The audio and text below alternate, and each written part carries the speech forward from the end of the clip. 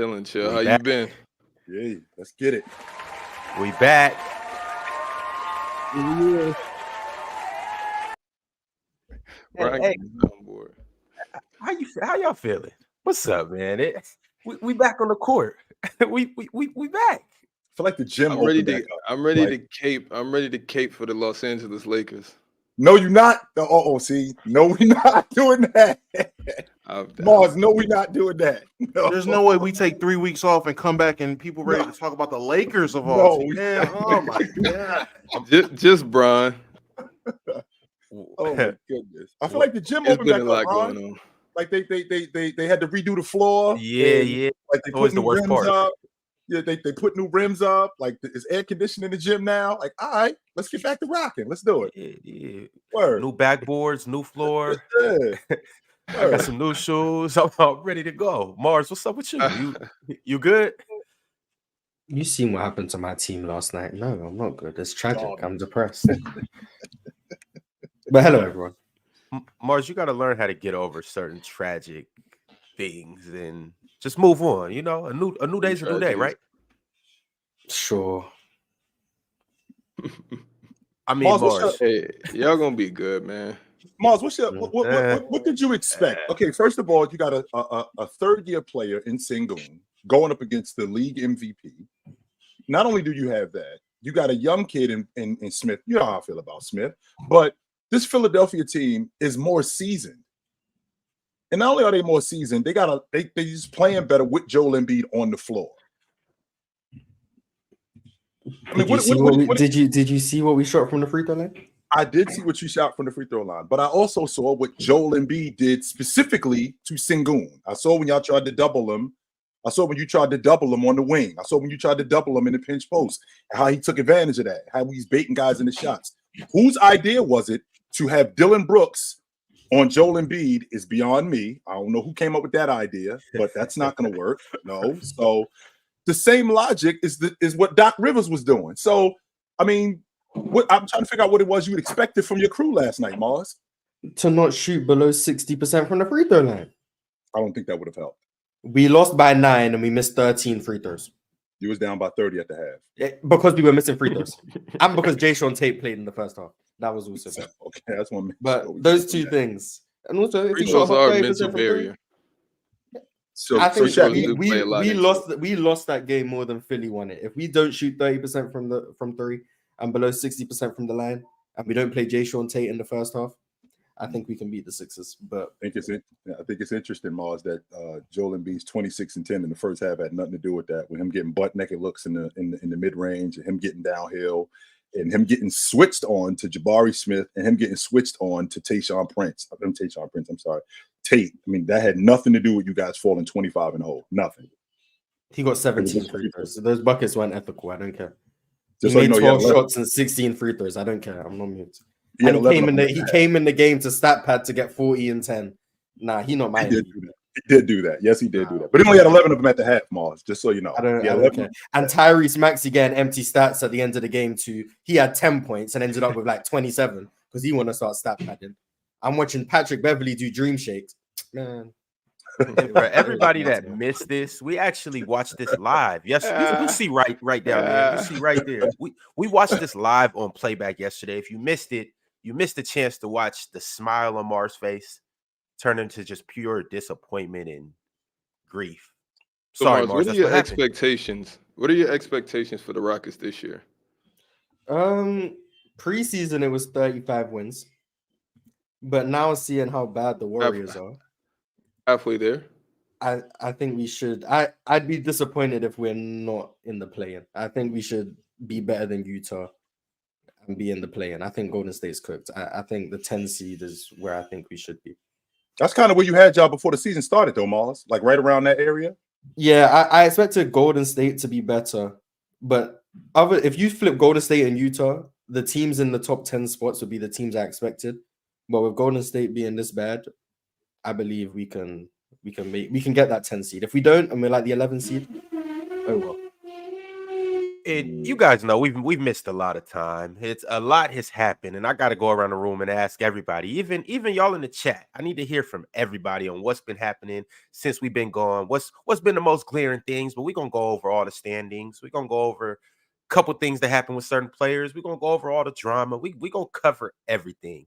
But like I said yesterday, it was our first day on Playback. It was smooth over there. We had a good time. We watched the Rockets and the Sixers, and we will be watching another game or 2 or 3 sometime this week. So y'all be sure to tap in. But Damo, though, what's been going on with you? Oh man, a lot of victory laps over on my end. Shout out GG Jackson last night. I know y'all remember that name out of South Carolina. Had a great game. He got some time. People told me I was bugging about GG. Shout out GG having a great game. Bobo. It's ironic. As soon as we go off the air, they decide to play Bobo, and Bobo started doing work. That's crazy. I thought Bobo was a basketball player.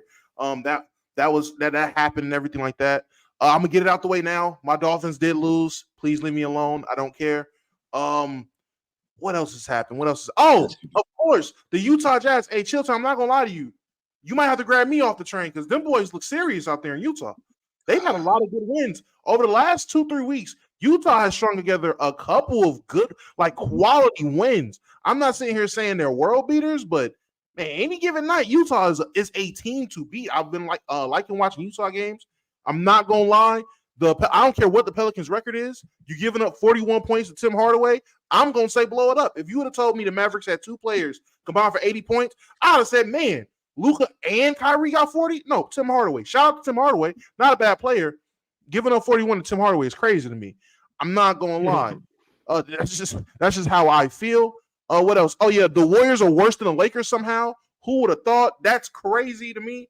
I love seeing a bad Warriors team because Warrior fans are obnoxious. They're worse than Laker fans. So I love shimmying on Warrior fans, watching them lose game after game. With the Steph shimmy? Oh man, I'm giving them a taste of your medicine. Every shimmy possible. The Steph shimmy and the Chris Paul shimmy. Both of them doing victory laps on them. Shout out to the Thunder, still being great. I told everybody about the Thunder going into the season. I told everybody about the Rockets going into the season. I still think this is a 40-win team. And that's and shout out to the Pistons. Got another win, and that's it. Damo, with the Warriors, what do you feel about Draymond coming back? I mean, it wasn't a. I'm glad he's back. I didn't think he should have been going that long, but in terms of wins and losses, that ain't fixed. That is crazy. He was ready to retire, and he had a conversation with Adam Silver of all people, and now he's still playing. Don't know what happened in that conversation, but crazy work. That doesn't impact winning to me. Him coming back is like, all right, hey, with him or without him, they're still in a terrible situation this year. Yeah, let's get to the bottom of something, Damo. He was not quitting. Let's dead that logic right now. He was not quitting. No? Well, I actually thought about quitting and do what? That's number one. Number two. Number two. Sure, Draymond. You got some issues that you need to clean up, but he was not quitting. No, absolutely not. That was just him going, I'm going to quit. No, you're not quitting. That was not happening. Absolutely not. The way Steve Kerr, I don't know if y'all been paying attention to Steve Kerr talk like these conversations he's had with Clay and Draymond, but when Clay came out in that one interview and was like, oh yeah, man, just talking about this last chapter of my career, honestly, just what it was, the era that was before, everything that happened, and I'm closing it up. He sounded like they had a conversation about him being washed. I'm like, dang, in the season? How old is Clay? Clay is like 33? Yeah, it's about 33, 34? But you age 2 years for each career-ending injury. So he's at 38, really, if you think about it. That's fine. He can have a 38-year-old leg, by the way. It wasn't like it was 1 year and then 4 years later. This was like within a year's time. But he doesn't look like, I won't say he doesn't look like, but to me, he doesn't talk like he feels like he's injured. Like he talks like he still has something in the tank. Like that's his edge when he's out there on the court. But it's very hard when you don't have teammates. Yeah, but they don't have the team to cover up. It's called denial. That's what it's called. He used to talk like that. Nah, I don't know if y'all heard him talk now, how he be looking now. I think reality set in for him, which is crazy. It's called humble pie. Humble pie is crazy. When you look at his season so far, he's not having a terrible year. Like his numbers for Clay standards, I guess they're not Clay numbers. But in terms of an NBA basketball player, Clay's not. He's not shit in the bed, in my opinion. So how old was Ray Allen? Do you watch Clay? How old was Ray Allen on that final? From time to time, there is regression, and Ray was like 30. Ray was older when he got to that stage of his career, like when he got to the Heat or the end of the Celtics tenure. It was all mental.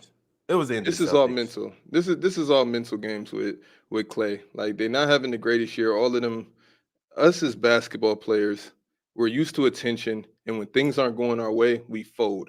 I've been in many conversations with presidents of the team or coaches, and I say things that I don't necessarily mean. It's emotionally charged. I'm looking for attention. I'm looking for, in Draymond's point of view, for Adam Silver to say, no, you're good for the league. We need you here because I want to feel that validity. I feel like everybody's against me because of my own actions. And what Draymond is doing, he's throwing rocks and hiding his hand because he knows the Warriors cannot compete. He knows they cannot beat the Nuggets. He knows they can't beat a bevy of teams in the Western Conference. So if the Warriors are going out bad, in my opinion, it looks terrible. And we get to watch it in real time on Twitter, TikTok, live, everywhere, of everything that they do get put under a microscope. And it's nasty business. I didn't expect for them to go out like this, but what else do you expect from champions that no longer got the juice? They have to do this. It's all they know. That's what they are. They are the Titanic. They're a sinking ship. And the problem is that nobody recognizes it until the boat is halfway in the water. That's when everybody recognizes that, we're sinking. If they would have recognized this a year before, then they probably could have gotten some more pieces to maybe at least stay ahead above water.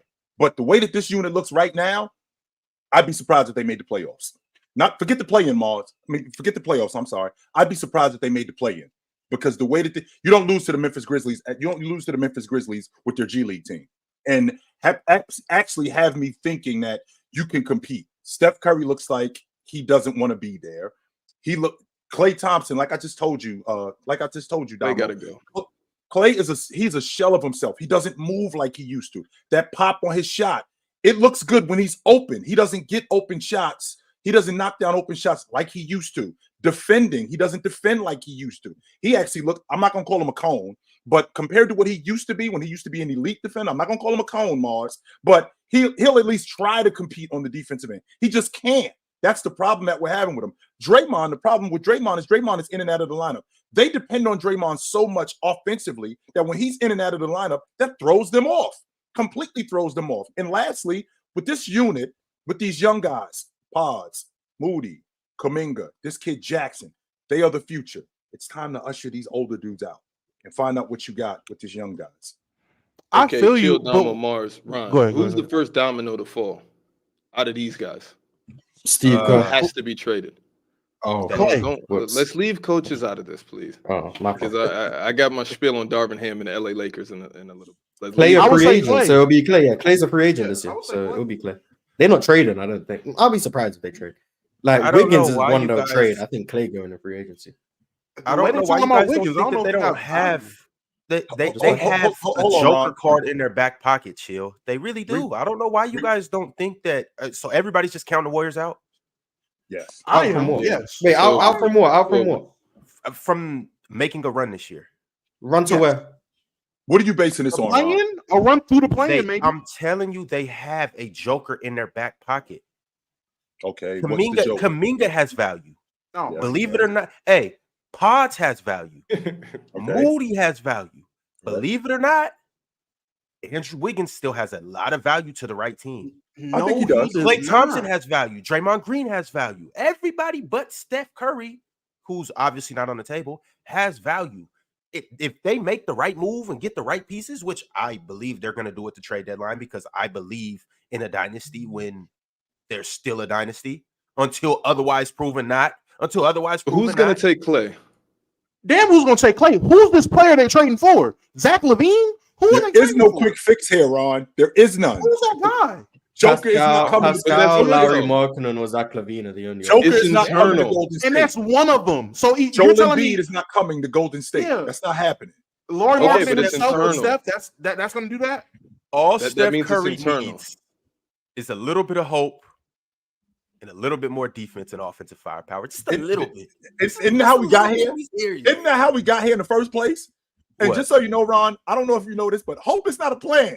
That's not. I mean, you get Steph Curry a little hope. No, hope is not a plan. No, I've seen Steph Curry turn hope into a dynasty. We hope that we play better. No, I hope that Clay turns into what he turns in. I hope that Clay can play better. That's why we in the position we in right now, Ron. Because we were hoping that these dudes got better. That we were hoping that we could keep this thing rolling.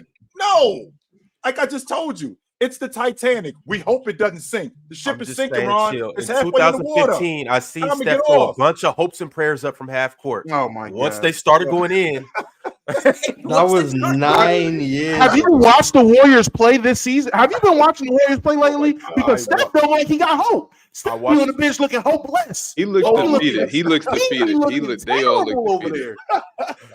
There's a clip of him and Klay Thompson just sitting on the bench, and it looked like the title card to "This is the end of the Warriors." That would look like it looked like the cover art to the documentary on what the Warriors were. It looked sad. That's when they lost to Miami. Who else lost faith in Steve Kerr? It was Kuminga and who else? Moses Moody. Who else came out and verbally said that Kuminga they didn't like their? Moody said that. And that's where I draw the. And there was reports from his camp that, like, sources say from the Moody camp, he's upset as well. He just didn't go about it how he should be. He's better than Clay. But hey, what do I know? I do. Well, I'm starting with trade those two because that's not going to get it done if that's how the locker room is rocking. And you can get some good value for those guys. Maybe 2 or 3 pieces to replace those two. No. First of all, Mars, I mean, you can get pieces. Yeah, we need names. Which pieces, though? I mean, yeah, you can get pieces, but if it's pieces to a person that don't fit. I mean, those two don't fit clearly. So I'm not getting rid of my core when I can possibly win one more. And guys that aren't rocking with Steve Kerr, a Hall of Fame coach, Hall of Fame player, and you're trying to tell me that he's the problem? And he came out and he said verbally, yo, my whole entire career, and that resonated with me. And I always feel like I should be out on the court. There hasn't been a season, a game that came down the stretch where I felt like I shouldn't be out there. Now, then I can look back in hindsight like I was playing terrible. And no, the older you get, and that comes with maturity. Right. And those are those icky quotes that I like to stay away from because it's just nasty. Like, as young guys coming in and challenging, like, you guys are making yourself the spotlight on this team. I get it. You've been here a few years and it hasn't worked out. It hasn't gone the way that you want to go. But I mean, I don't know. Just ask for a trade. So can I ask if the pieces Monte Morris and Alec Burks, is that suitable? Is that like you trade Kuminga? I would take anybody over guys that don't want to be there. I'm taking every single player in the league over guys that if you don't want to be there, and I say this is my guy. I'm not trading Clay. I'm re-signing him. That's how much I believe in him. Not trading Steph. Draymond staying. I've traded away huge pieces because of Draymond. Draymond, you're getting listen, you're a lifer. You're here until the very end after what I traded away. And now Jordan Poole, now he's NBA's most hated player, NBA's most wanted. Yo, this media stuff is funny, man. It's funny. Shaq, I got a problem with you dudes talking about letting these guys go to free agency because you could lose. As over as Clay is, I've never been a fan of letting guys walk out the front door. Never been that. And Clay might not have the value that he had a year ago, 2 years ago. But to let him walk out the front door for nothing and then end up in Milwaukee or in Indiana, where he's actually giving them solid minutes, that would be detrimental. I mean, if I could get a 2, yes. If I could get a 2 for him, maybe even a late 1, there's no reason for me not to trade him for a second round. But the thing is, but chill. The problem is with the Clay situation, his contract's about to be up, so he gets to dictate whichever team he goes to. So does he know, Chad? Because we're at a point now. Here's the difference: we're at a point now where Clay isn't what he used to be. So the whole idea of him dictating where he wants to go, he doesn't hold all the cards like he used to. We could have this conversation 5 years ago, absolutely. Today, there are not a lot of buyers. They're not. No. But if I'm the Bucks and if I'm Clay and I say I want to go to the Bucks, I bet you I'll get my shot off over there. I bet it'll start falling. It's an entirely different situation. You check or to the Nuggets, whichever team, any winning situation that Clay says I want to go to, he's immediately going to play better. It is hard to get out of that cesspool over there in Golden State when it doesn't look like there's any hope. Everything is blowing up and it's internal. So we have to have those conversations like, hey, guys, we got to have team-only meetings. We got to go in there, and I got to have conversations with the coach like, hey, we should do this. Hey, we should do that. And I don't think Klay's that type of player, so or that type of organization, but I'm pretty sure that maybe they have had those meetings, so I'm not even going to throw that on him. But Klay 100% gets to predict where he wants to go, and his career is far from over. You know how many players in the league that can shoot and can't play defense? And you're telling me I'm getting a little defense out of Klay? So what makes other players better than him or more valuable than him? You're not about to trick the Golden State Warriors or Klay Thompson, and I don't think any NBA team believes that Klay is washed. You're not about to trick me into thinking that. I know Mars had the propaganda, but deep down, I know Mars doesn't believe that. I know Mars knows in a good situation, Klay is not washed. Yo, can I? Well, real quick, right quick. Go ahead. I just want to say, like, it always looks worse when the car is smoking. It always does. But hey, I've dealt with a lot of cars before.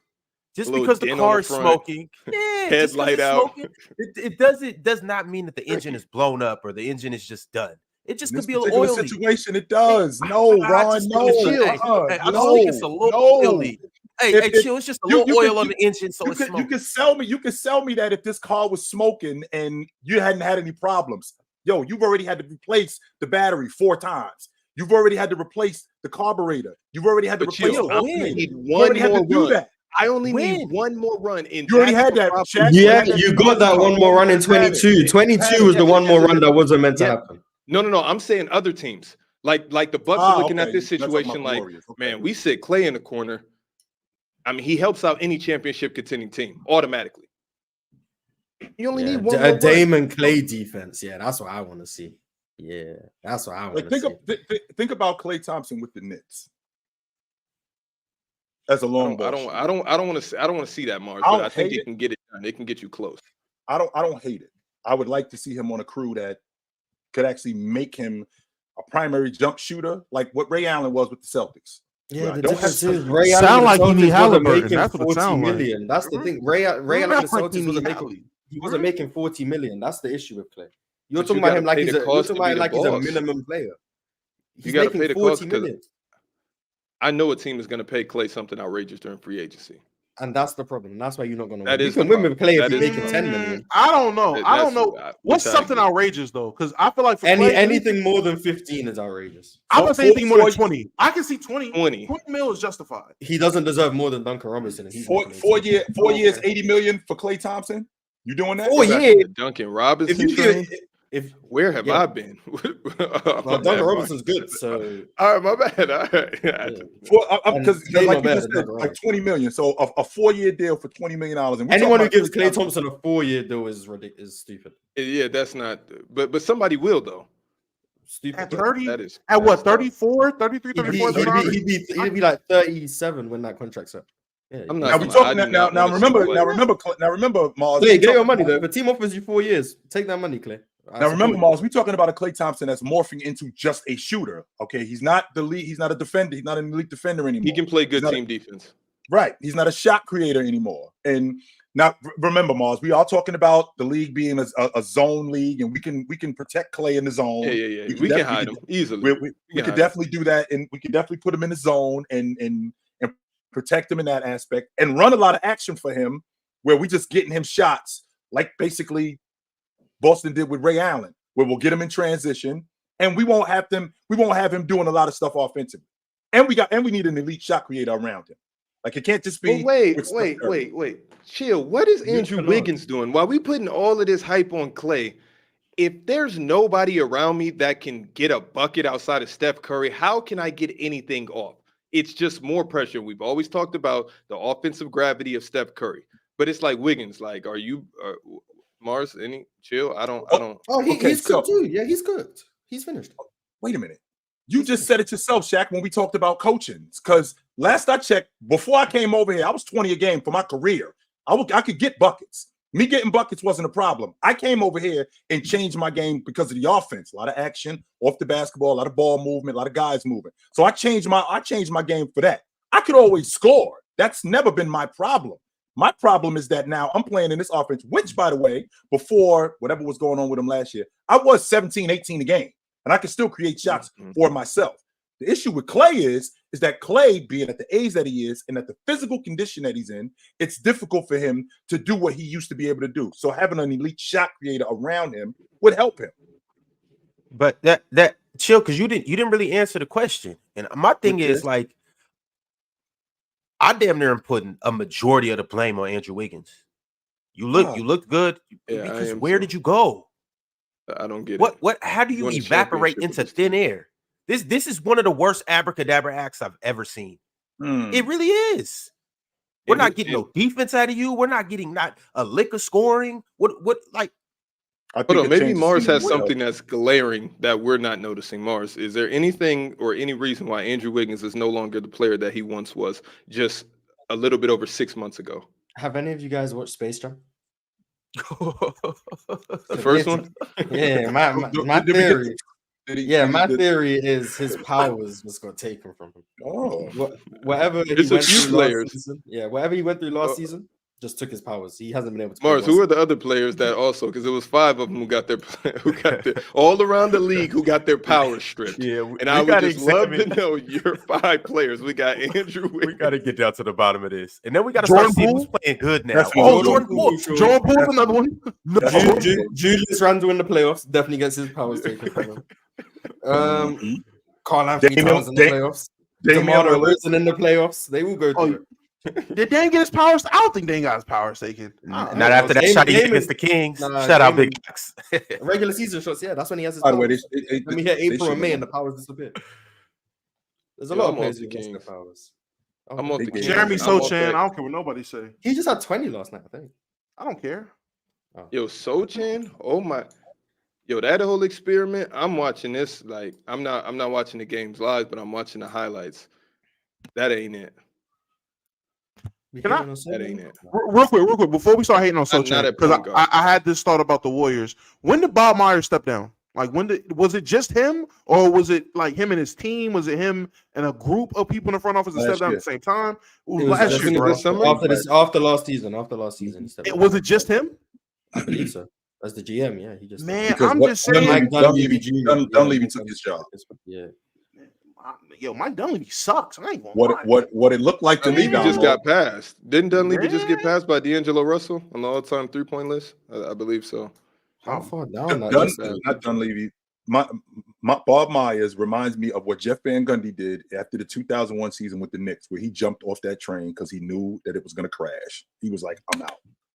That's what I did. I don't even think he knew it was going to crash. I think it's crashing because he jumped off. I think the car is crashing because the way I think he there's knew no way everything. What could he have done to save this? What could he have done? Listen, it's not about what could he have done to save this. I don't know how I don't know how important he was to the process of how this ship was sailing. But I'm just saying, I'm just trying to look at things that are constant. I'm trying to put cause and effect. And him leaving, so many things go wrong. It's one thing if one player loses it. You got multiple players losing the juice. You got things going way down. Things are already getting kind of bad when things are leaking and the story that came out about it lets you know how it ended up coming out. But Jordan Poole getting punched in the face, it came out because of teams and leak. The stories about that, cool. Nothing has been like this, though. You got multiple players upset now. You got all this extracurricular stuff going on with the team as of now. I'm not going to say it's all because he left, but it definitely got stick. You can't tell me it doesn't have something to do with it. You can't tell me there's not something that Bob Myers was doing for this team behind those doors, morale-wise, just whatever it was. That now that he's gone, 2 players go ghosts that were intricate to you making that 2022 run. Draymond is just less of Draymond from what I'm seeing. I don't know, man. It's something to it. Am I bugging? Everyone just got washed. I'm not attributing it to Bob Myers. Clay got older. Yeah, Clay got older. Yes. Clay was already washed. Clay, you won with a washed Clay in 2022. Sorry, everyone. Clay was already washed. He's just getting more and more washed. Draymond Green is getting older and he has anger issues. Draymond, don't punch me. Which he already had, by the way, Mars. Like, this isn't new. I think he has anger issues. This has always been an issue. Always. Wait, are we going to look back? I was thinking about this after his last and final blow. Are we going to look back at Draymond like he was like the bad boy of this era? What, yes. He's the Bill Lambert? Yes. 100%. Yeah. 100%. Yeah, he and Grayson Allen I've leads never in seen a that. player force a narrative so much in my entire life. Nothing do I think about what Draymond does is authentic. I feel like everything is very gimmicky. It's always we're the biggest on the block, and we've been the biggest on the block. We're the best team. It's nothing you guys can do about it. And that's just my take. I get it. They have won championships, so what can I really say? But I've yet to see him do something intentionally, not unintentionally, where he's accidentally kicking somebody or doing something where he knows a player's going to flop, because the NBA and basketball is becoming the new soccer. You get hit, you're down on the floor, you're selling calls, you're flopping, you're doing all this stuff. They say they're going to monitor it, but they don't. Which, hey, I guess is good for entertainment and it's good for the sport. I have to deal with it every single day over here. But guys like Draymond, who just intentionally go out there and just do things to guys that he know isn't going to bark back. You hit a man while his arms were to the side. It's a lot of strikes against you. Like, of course, like, are you about some of that life? Yeah, with guys that are smaller than you. But I've never seen you about that life. Like, who has he really got on that with to where it was just a one-on-one fade and I'm about to do something? I believe it's called LeBron. selective raids. Ain't that called No. LeBron raids? was an accident. That was Yeah, an LeBron was an accident. accident. So he didn't mean to. He didn't mean to bring They're smoke best to Bron's friends. front doors. They're best friends. Draymond was just at his birthday party. I'm not, and I feel like they've always been that way. In Bron chumming up to the bully on the block, and I never liked that about Bron. I'm like, when did you and Draymond become friends? That's a weird relationship. That's like, hey, yo, bro, I'm sorry for what happened in the finals. Let's have a dinner. And now we're fake best friends. Everything about their relationship feels forced. But hey, I don't know. Don't quote me on that. That's just me. That's just me going off on a whim. Man, That it's just two they're real Midwest guys friends, but it's respecting forced. each other. I'm like, hey, I'm just saying. That doesn't look authentic to me. Every time I hear Draymond and LeBron circle, and I'm a Bron guy, so it really irks me. After everything and the whole Kevin Durant, I'm not trying to go on a tangent. Darvin Ham. Oh, all right, y'all. You guys see it's a little different over here. It's a new aura. We in like a new vehicle right now. I'm trying to figure out how to use, all the new features and stuff like that. I see down there it says something like, $10 super chats to answer the question right now. If you send a super chat worth $10, we literally have to stop doing everything and answer it right now. Also, another new feature that we got into 2024. Happy New Year's to everybody, by the way. If you send a $25 super chat, we change the topic immediately. I think Shaq meant to send a super chat when he said Darvin Ham, but it just didn't come through. But if you do something like that and send a $25 super chat and you just say Darvin Ham, for instance, no, because we got sidetracked with Clay for a very long time, but we haven't been here for 2 weeks. I don't know what's the most interesting news that we're about to talk about. Is there like something? Oh, I did appreciate Wemby saying that he likes to be coached. I appreciated that he said if I do something wrong, threaten to send me down to the G League. Of course, they'll never do that, but it's not enough guys in this league that take ownership like that. And for that to be coming from a 19-year-old kid, that's super impressive. For him to even say that. Because now there's some accountability attached to everything that he does. And that's what we lack in today's game. Everybody throws rocks and hides their hand in this entire league. Bron's been doing it for 2 weeks. And that's why I've been tight of him. All of his, my son can, Bron. My son can come and play Bron. Is he lying though? Like, I'm not. He's one. Damo, it's not. Bronny worse than Killian Hayes? Hold on. Go ahead. No, it's just a level of maturity that comes with you stepping into the NBA.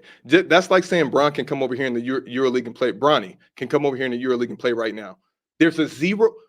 Listen, there's a top 10 pick over here right now that his club didn't even want to put him into a game of fear of what it might do to his stock. That's how serious it is over here. It isn't just play. I know everybody thinks it's play, but you just can't come over here and just insert player and think you're just about to rock and just win the EuroLeague. But I mean, if you think Bronny could play in the NBA, it is a different league. But he's not about to help y'all win.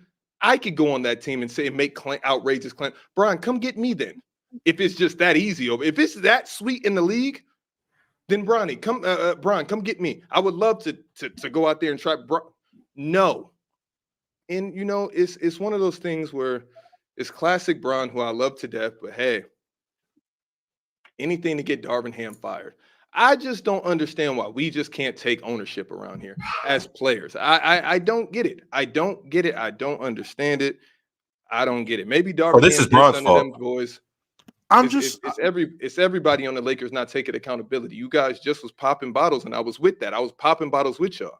And then we turn around and we're just getting thumped left and right like this. And Bron is one of the best players in the league, and having Anthony Davis and a particularly good roster that you guys like to come in here and say is bad for whatever reason. For this, a team start losing, oh, let's blow the whole thing up. No, grow a pair, get in the gym, work out, get on the same page, and get this figured out. Anthony Davis is unstoppable. Wait, so you feel LeBron said that his son his son is better than some guys in the NBA right now? That was a tactic and a ploy to No. He said on the Lakers. Fired? He said on the Lakers. He said I thought you said in the Lakers. No, he said that he can come help us win right now. Unless I misquoted Mars. I believe the quote was. Yeah, he did say that not too long ago. But which is not true. Maybe saying if my son was with me, I'd be motivated to play better. That's okay. If that's gonna help out the morale. Shaq, what is he supposed to say though? Is he supposed to be like, "Oh well, my son really"? Well, I'm not. He shouldn't say nothing. He's gonna help them win. That's crazy. Yeah, saying he wants the Lakers is crazy.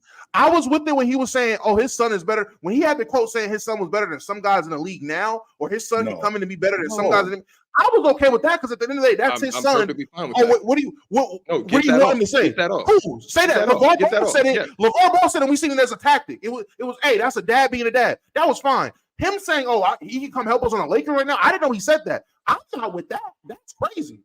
You don't think he could be better than Jalen Hood-Schifino? I know the fact is I have to walk in the next day after saying that quote, and I don't care. Yes, I'm LeBron James. I'm flexing my muscle, but these are the guys I'm going to war with that are on the front lines with me every single day. How about I say something motivating to them? Why does it always got to be some gimmick in the press to be some type of magic trick? No, and then I seen yesterday, I think somebody scored, and then they zoomed in on the camera on Darvin Ham, and he just has his hands in his pocket. I don't know. I seen that meme, and I looked at that, and I was trying to figure out. I'm an old head. I'm going through the comments, and I'm like, what happened? Like, what did he do wrong? And I guess because he just looked curious about. I mean, he looked like like Sherlock Holmes. Like he just had his hands in his pocket, and he was just trotting. And I was like, what's wrong with that? But he gets killed for everything. Right quick, fellas, I hate to cut off Top Left, and I hate to cut off the Laker media cartel and stop talking about LeBron and his son, but there's new rules to the show, and it's a new year, and I gotta start the year off as a good host, as a dub host. So Your Highness Charles sent through a $10 super chat, which it has to be 10 or more, and it will get read right away. He said Bob Myers is an overrated GM. He's the same guy who tried to trade Clay for Kevin Love. Jerry West built the Warriors dynasty, and Bob's management ruined what he built. Bob jumped ship at the right time. Yeah, I'm not a Warriors fan. That's fine. Yeah, but I thought it was known knowledge that Jerry West got a bunch of credit for building that roster, management and team. I didn't know that. You know how easy you forget. He did. Jerry West and Mark Jackson got a lot of credit for the Warriors. And Jerry West was definitely about to wash his hands when they were serious about Clay for Kevin Love. He was like, "If you do that, I'm out. I'm 100%." It was going to be a bad move. Yes. We're going K-Love at the 5. How was that going to work? No, if you do that, I'm 100% out. Which, back to your point, if this kid, his name is Bryant Jones, are we talking about him like this? He needs to go to school because he's not ready. He's a kid. He needs to go to school because he's not ready. The idea of rushing him and putting him in the game, the pro game, when he's clearly not ready, is not good for his not just not good for his psyche. It's not good for his game all the way around.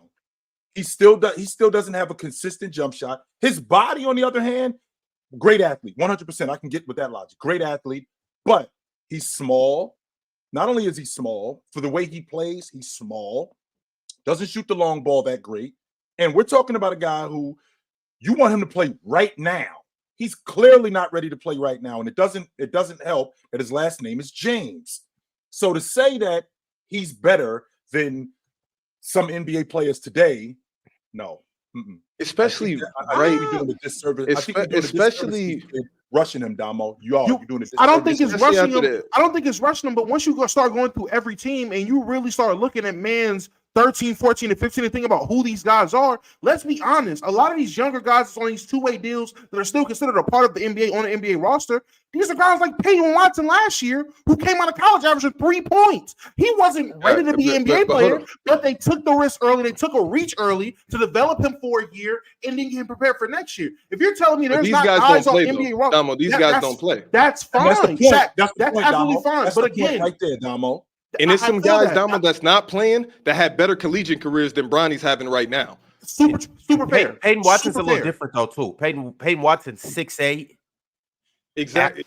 Like you got to take. It's two different type of games. If you're telling me I can't look at rosters right now and find a 13, 14 for 15th man, that's a 6'2", 6'3", 6'4" guard, then okay, that's not ready right now, but will be ready next year in a year or two with NBA development. All right, cool. Again, I'm all for saying, hey, Bronny could be better than a couple guys in the league. That's not far-fetched to say because y'all not thinking about everybody in the league. You're thinking of starting fives, the first 8 rotation. You're not thinking about the end of the bench. Who's that guy? If Bronny can't be better than one of the guys in the bench, crazy. But again, saying that for the Lakers, he can come out the Lakers win, entirely insane. That's blasphemous. That's an idiotic thing to say, and that's problematic. And that's a part of the reason why I think LeBron is actually a bad leader. If you look back at his championship teams, LeBron was not the best leader on any of those teams. He had a vet that was a better leader. Every championship team, you can find a guy with veteran leadership. Are we giving? Who are we giving? Richard Jefferson, Channing Frye. Channing Frye. Yes. At the end of the bench, he was a leader. He was leading the locker room. I thought he was going to say James Jones. But this is based off of what though? It was just like, come on, guys, come on. Like that's what Richard was getting up. Come on, guys, come on. Again, whatever guys contribute being a vet to, that is what guys will talk about. Like Richard Jefferson was. That's a real thing, though. I'm not discrediting. That's a real thing. I just feel like Bron had so much to do with that championship, to where I'm never going and saying if Richard Jefferson was not on that team, they're not winning that championship. You can insert whatever bet that you want to. You can. I'm not saying that they shouldn't have had bets, but I just think Bron and Kyrie was just, I don't know. They were already down and out, and they had to do the impossible. Ron, I'm gonna let you get that off. And on top of that, we can't leave out just getting there, right? Just getting there was a huge deal, and to have guys like Richard Jefferson there. Okay, sure, Damo, you got to have adults in the room, but don't get me wrong. I mean, James was in the league 12 years at that point. It wasn't like he had just shown up and he was in year 4 or year 5. I mean, he was responsible for so much more on that crew than a guy that was in year 3 or year 4. So from a leadership standpoint, I think he was a great leader for that crew. 100% he was. Chilltown. Every LeBron team that was a great team that won a championship, you can point to guys that not only we as fans, so we're giving Wade all. We're giving Wade. I'm not giving Wade all, but if you look at the Heat, Udonis Haslem was there. Udonis Haslem is known for being a leader in that locker room. I'm not saying LeBron wasn't a leader. So okay, but guys so let's do this for Steph. Equal leaders Okay, let's do this for Steph. I don't think Steph is a good leader either. Are we going to credit that to Andre Iguodala? Listen, what I'm saying right now, I'm saying about LeBron James. I can give a damn about Steph. I can give a damn about Giannis. This is not applying to them. What I'm saying is applying to LeBron. I think what fellas, if you right quick, I gotta said about LeBron. Go ahead. I gotta answer my man Indoor Voices super chat because even though it's $9.99. I got you, Indoor Voices. He said the Lakers are on schedule for a Bron team. Since 2017, when he said the Cavs were too, quote unquote, top heavy, Bron teams play bad right at the deadline. Make a roster overhaul, then make a deeper off run. I just hate that rollout. That's another voices. Like I'm with you, but I just hate that roll. I hate that every time that I go to the store, that's what I'm buying.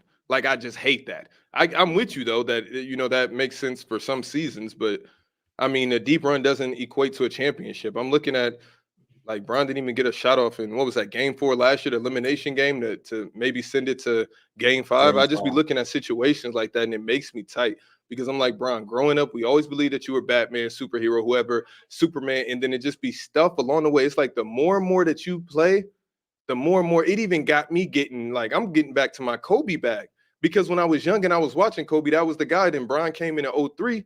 But the more and more that Bron plays, the more and more it makes me tight. And I was like, I've always been a Bron guy. And it's like, I don't want to feel this. Now, now I'm reaching back in my Kobe Shaq bag. Like, man, now that I think about it, I seen it can happen.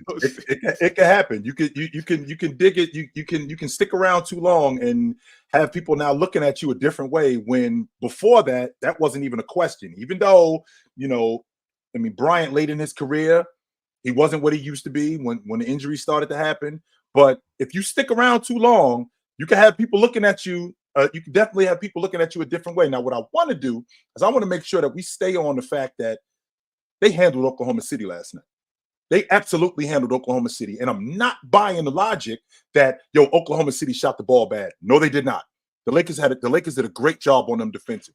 They made them shoot the long ball. They contested at the long ball line. They got what they wanted in the interior most of the time. But at the long ball line, which is where they were, they made them work. And that's where they had a difficult time. And on top of that, Damo, the group that they had out there with Rui, Vando, James, Davis, and who am I missing? I'm missing somebody. I want to say Reeves. I want to say Reeves. It was either Reeves or D'Lo. That five, I think this is the first time they've been together all year.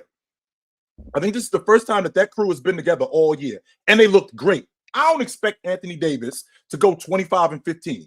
I've accepted I go 25 and 15 every night. I've accepted that Anthony Davis is probably a 24 to 26 a game guy when he wants to be. And he's like an 11, 12 a rebound a game guy. I expect that. I expect him to be a great defensive player. If the Lakers can do what they did last night defensively on a consistent basis, they could get back in this thing.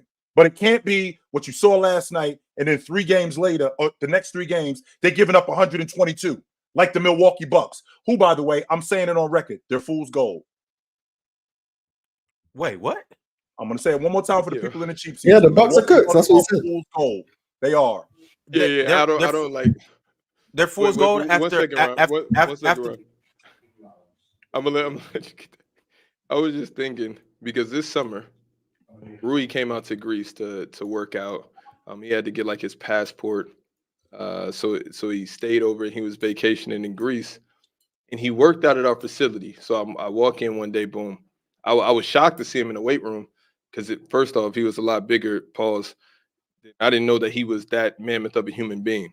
What is he about? Like his stature. 6'8"? What about 6'8", 6'9"? Yeah, but like a legit 6'8" with the muscles, the young guy look, everything like that.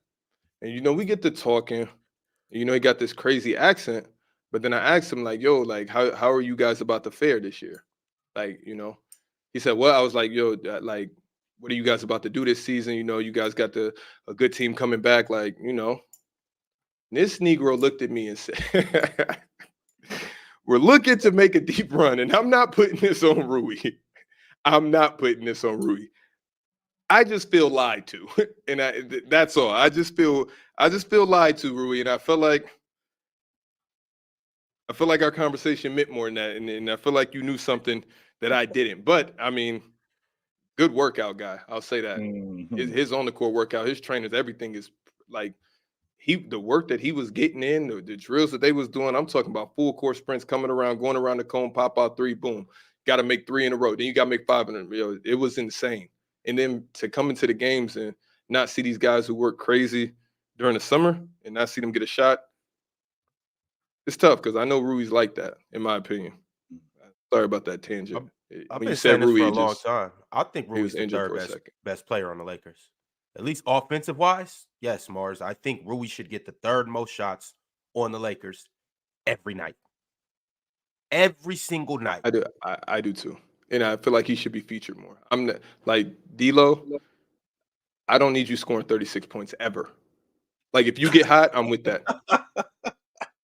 But in no way, shape, or form on a team with LeBron James, Anthony Davis, and Rui, I just feel like even if I got it going.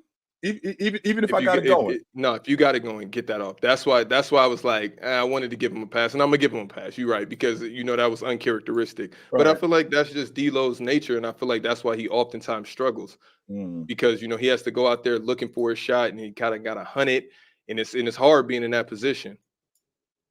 You have to be like I watched the Lakers last night, and I mean, they basically got whatever they wanted in the paint with Chet, who I'm a big fan of. And I think that with Chet being who he is now, moving forward, I think he's going to be much better, and he's going to be even better for that Oklahoma City unit because he's exactly what they need.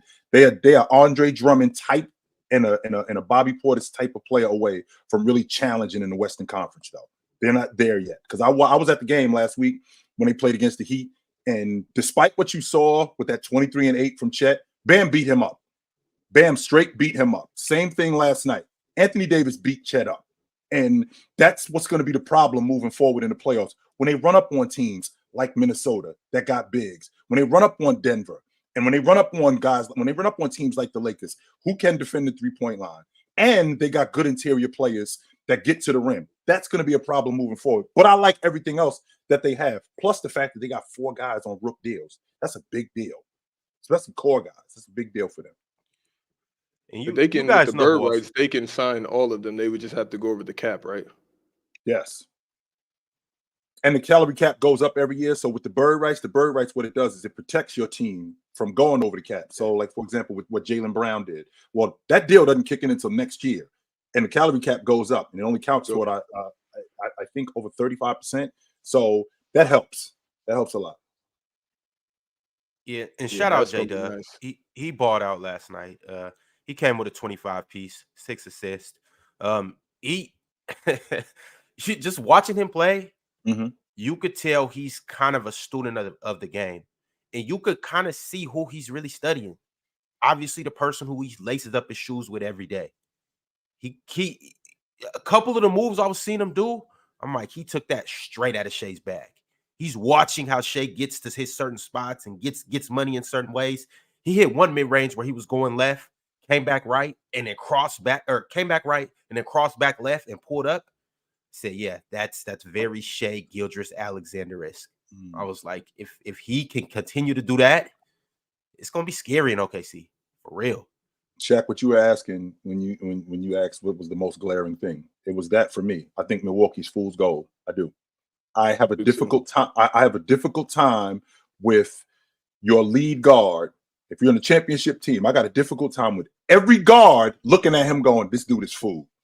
I got a problem with that. Of every team that you play against, whether on any night, especially the elite guys, De'Aaron Fox, Jalen Brunson, Jamal Murray, Luka, they're looking at him like this dude is fool. He can't stay in front of me.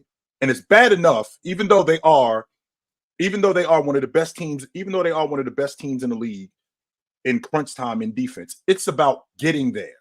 Like Utah throwing them 30 in the hole, Portland throwing them 27 in the hole. That's because of that perimeter defense.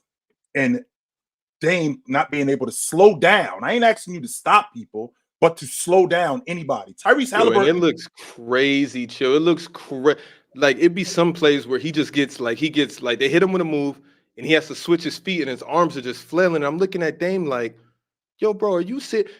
And for the same reasons that you may not like, Dame might not like playing with Giannis offensively.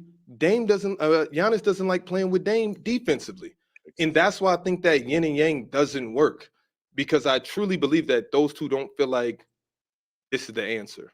I think if Giannis had to choose between Chris Middleton and Dame, he's choosing Chris every time. And for me, with Dame being better than Chris, I think that's a problem. We don't switch ones on fives. We don't. You don't switch ones on 5. You don't switch ghost screens. There's no reason to switch ghost screens. A ghost screen, all these dudes are doing is they're just coming together. They're not coming to switch. They're not coming to screen. They're just coming this way. All you got to do is just go around him. It's not like you got to fight around a screen. He's just walking or jogging toward you. We don't have to switch that. You don't slip. You don't switch slip screens. You don't. And that's all of this guy. That's all he's doing. And Dame just looks so lost defensively. Everybody's talking about Adrian Griffin. His schemes are bad. Well, when you don't have the personnel, when you don't have the personnel to actually defend like he wants to, there's a reason why the Milwaukee Bucks were as good as they were defensively last year. Because they had Drew Holiday and they had another effort guy on the wing in Grayson Allen. They don't have that this year. They don't have that. And I'm not on the fence about it. I'm gonna die on this hill. Milwaukee is fool's gold. The Bucks literally have the third best record. Ron, do you know what Fool's National Gold is? Basketball Association. Do you know what Fool's Gold You is? have to have a good. You have to have a good record to be Fool's Gold. That's the definition of Fool's Gold. Ron, we agree with you. We agree. We all agree with you, Ron. When I see the Bucks, I see. Hey, chill. Remember back in the 90s when they had them big, thick gold dookie ropes where it was just pure gold all the way through? That's what I see. Here's the difference. You touch it and it's not real gold. You start chipping at it and it starts getting It's itching. It's hollow. It's hollow as a tunnel. His neck green under it. Like, yeah, it's not. Hey, it's not. No. Hey, that's not the money that he pulled out. That's King Tut chains, okay? No, that's the big money, gold plates. That's not the money that he put. That not the money that he pulled out. It's $100 bill on the top. The rest is all ones. That's it. Do not. Yeah, we need a diamond tester for what Ron's talking about. All right, okay. All right. Hey, I hate to play this "I told you so" game and all of this. I don't want to do this. And I will have no problem walking it back, Ron. And if I'm wrong, I will definitely say I'm wrong. But if I'm wrong, I will definitely say I'm wrong. But from what I see from that, this isn't a good pairing. I get the defensive part, and it's still things that they got to tinker up. But do we not realize that we're not even halfway through the season? In this, Ron, the names. This is like on paper, every box is checked as far as like with the names and the pairing. But no, I don't think is this the ultimate guy. So Ron, after everything that you've seen out of everybody else in the league on Dame's caliber, you would just say, okay, I want to pair Dame with Giannis because you're a Bucks guy, so you're not getting rid of Giannis and keeping Dame. So you're trying to say with Giannis and Chris, you feel like Dame is the best fit in the league. Based off of what you've seen, you could certainly find better fits. I mean, I can always say tricky. I always say I would rather have Steph Curry, but I'm just going based off their roster. I like what's going on, and you got to have Kyrie. I'd rather have Dame. Okay. Would you rather have SGA? I'd rather have. Oh shit. Uh-oh. I'd rather have Dame. Ron, be honest. Come on. You rather have Dame? No. I'm just what I'm saying next is, to Giannis. Why not? No. What I'm saying is it's easy to do that. Like it's easy to say that, but we got to go with who they have right now. And Dame. Because Dame is like that. I could see if it was like players were less than Dame, but we're talking about players that are his same caliber. That where if you offered a trade and make it interesting, teams might do it. The thing I need to be clear on Ron. I'll do Fred VanVleet today.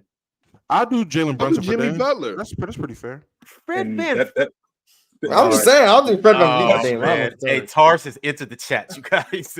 Everybody just throw him a waving emoji. Okay.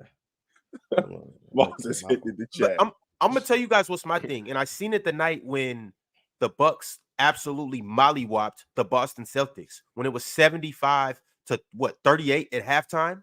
Yep. What I realized is it looks like also Chris Middleton has entered the chat. It looks like he's kind of back to Chris Middleton. And that is scary. I mean, well, if I didn't expect him to be that way, he comes out and punches in the mouth, and I wasn't particularly game planning for that. Y'all better smoke us.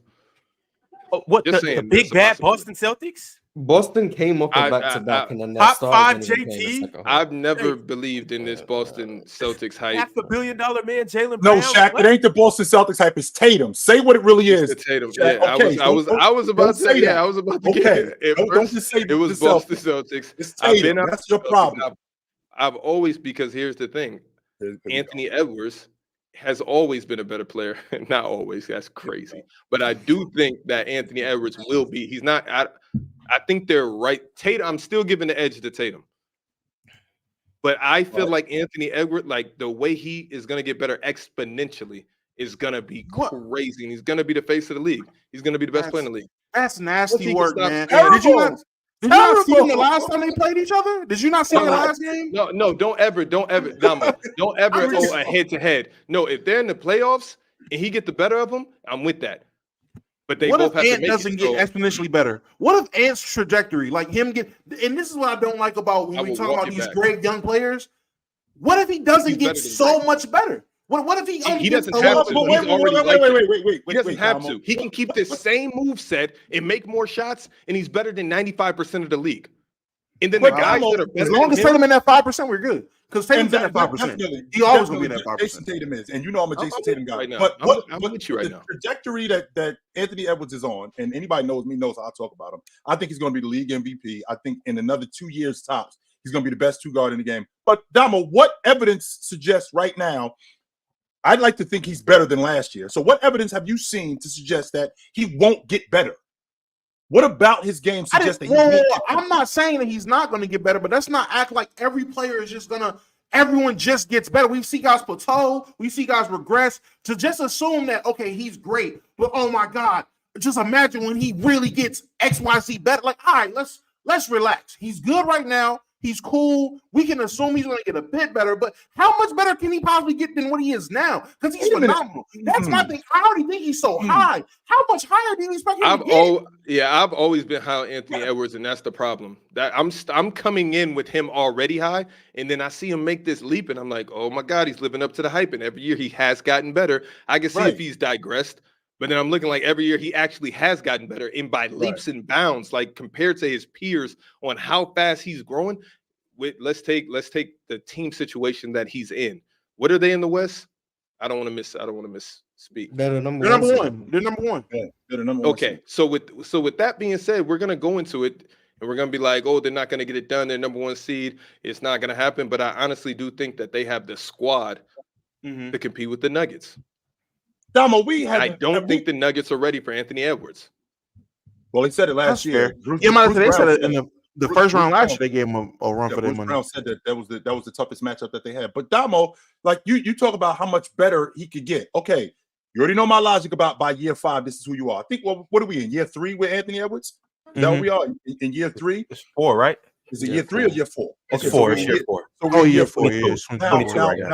Now remember, Damo, there's guys that we've seen that have gotten better that we didn't know that they were this once they maybe left the situation or got a different coach. Like I know Tracy McGrady was. I know Tracy McGrady was 28 a game when he left Vince Carter. I didn't know he was that good. I didn't know Kobe Bryant was 35 a game. I thought he was awesome. No question about that. I didn't know he was 35 a game awesome. I did not know he was that good. So a guy like Anthony Edwards, as good as he is now at 24, 25 a game, being an all-league defender at some point, we can actually have a conversation in another 2 years about him being 28, 29 a game, being a first-team all-league defender. When we're talking about a guy like that, with the Minnesota Timberwolves being at the top of the Western Conference, I'm 100% confident that we're going to be talking about him as one of the best players in the league. That's fine. My issue is this. We got here because we brought up Jason Tatum. We got here because Jason Tatum was brought up and then magically turned into, because imagine when XYZ. Let's stop disrespecting Jason Tatum. That's really what this is stemming from. Please, you know how I feel about Tatum. I'm super high on it. Don't get me wrong. Talk to dude next to you. Talk to this dude because he's a Tatum hater. Talk to him. You could talk to me too, Damo, because the Jason Tatum hype train is it moves so fast. It's one of them. What are they called? Bullet trains? Where they go like 200 miles per hour. 1,000%. Damo, all I'm saying is I felt like Tatum, the same way that Anthony Edwards is getting all of this hype right now, I feel like it was the same for him when he was on his trajectory to get where he's at right now. And I feel like Jason Tatum is like that. But when it came out 2-3 years ago, when we first started Player's Choice, I'm like, man, what is all of this hype about and why everybody this and that? I was a Tatum hater. And I've gotten off of that train because Tatum is like that. I'm seeing people in chat saying Tatum's not that guy. How is he not? You don't even think he's that guy. You spent the whole offseason on the Celtics, got 2-2.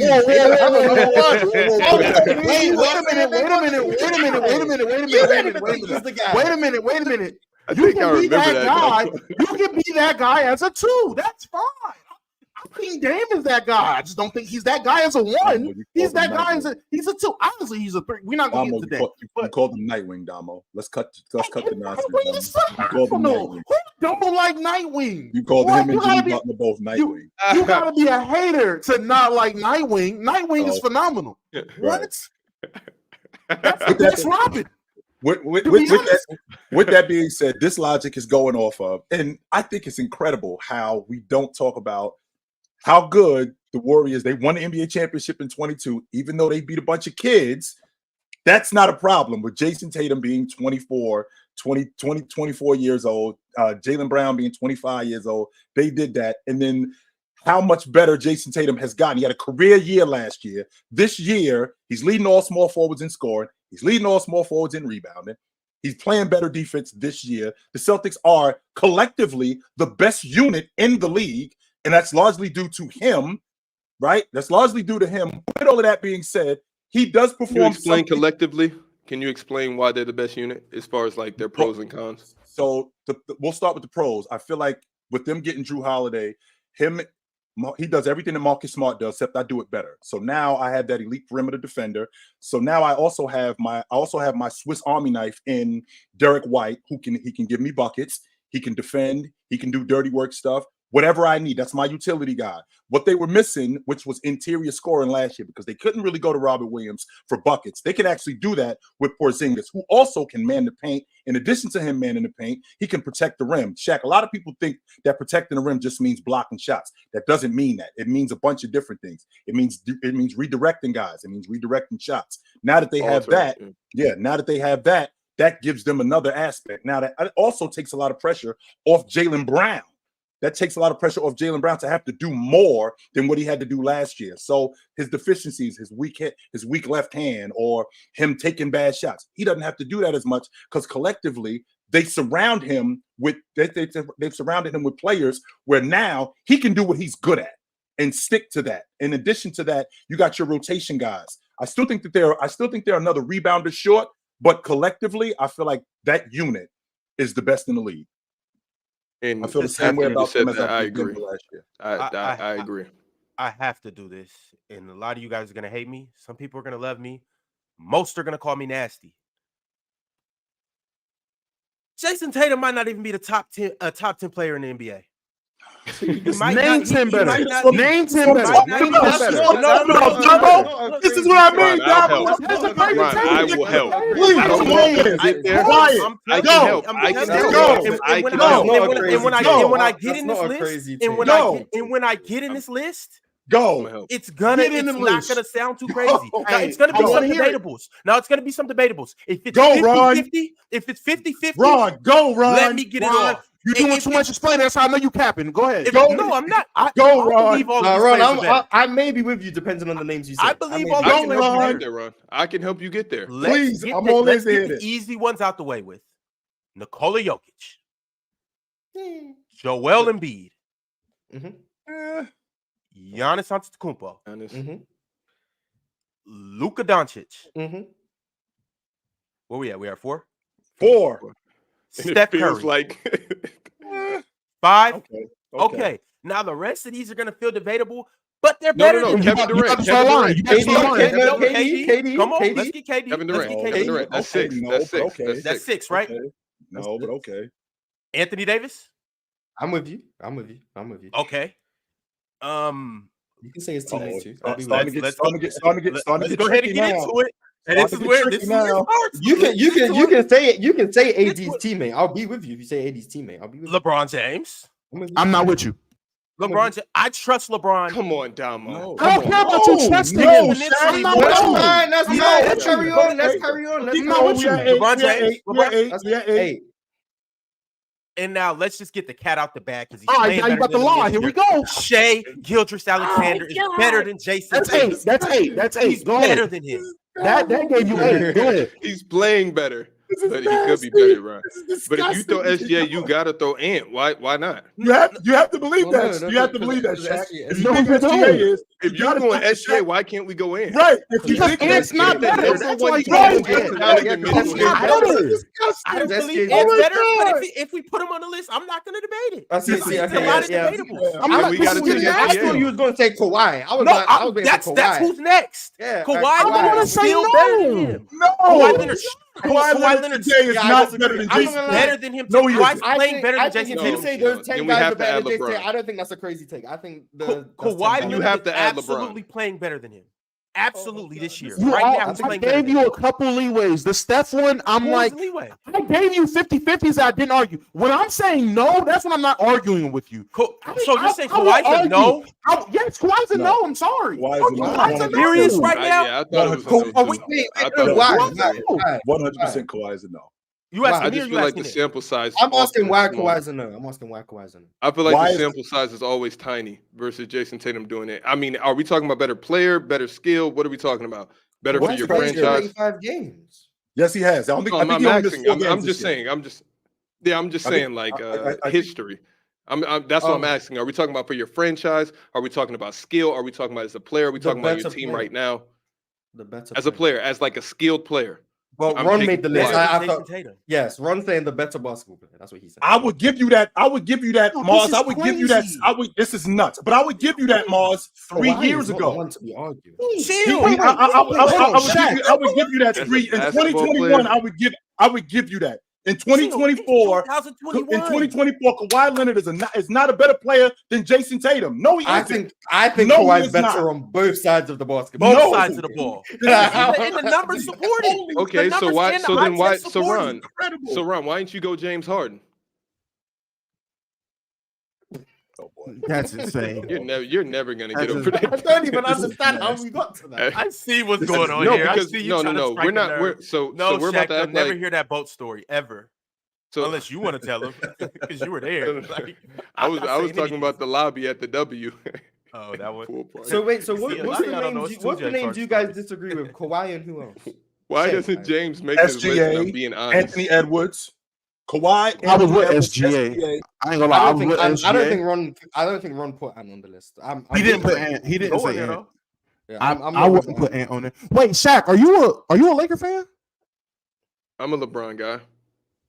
Yo, I ain't gonna lie, chat. Y'all meet Ryan, because that's crazy. Me, Chilltown, and Shaq all said no on Kawhi. How did chat spam? Oh, here goes Kawhi, then we gotta throw Bron. Oh, wait, am me and Ron the only ones who think Kawhi's better than Jason Tatum? LeBron's not? In LeBron's not? Me and you know, Bron. Hold on. LeBron's not?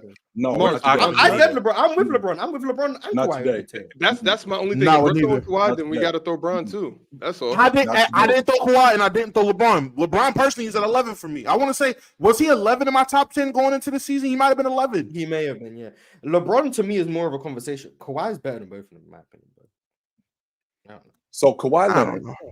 So Kawhi Leonard, who has clearly slowed down, and when I say slowed down, when I say slow. Go ahead. My bad. I'm sorry. When I say slow down, I don't mean his skill set isn't still there. He still raises up, right? He still can get his shot, but physically, he doesn't look like the dude from 2021. He does not look like that guy. Physically, he looks like he's slowed down a bit, and that's because of his injuries. I can definitely get with that.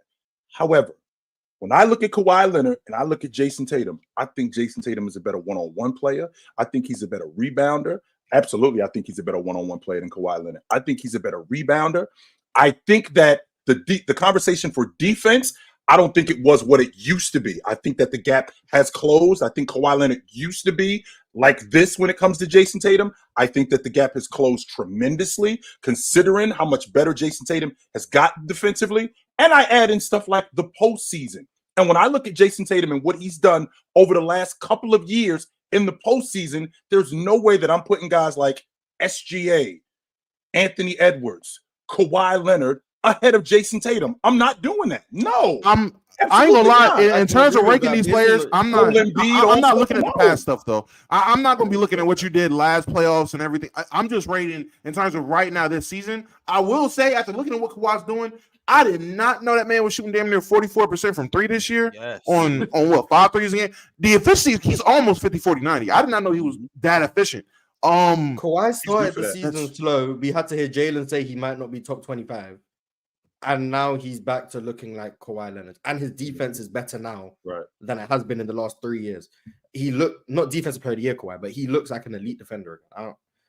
Kawhi's better. And he playing games. I ain't gonna lie. And he been playing. Kawhi has been playing. Games. I do. I think he's only missed 4 games this season. Don't let the point per game fool you either. He's better than Tatum. Oh, Leonard does not pass, Mars. He does not. We're talking about 2017 Kawhi. We're lying now. He's a better. Oh my goodness, Mars. Yeah, he's a better passer than Jason Tatum.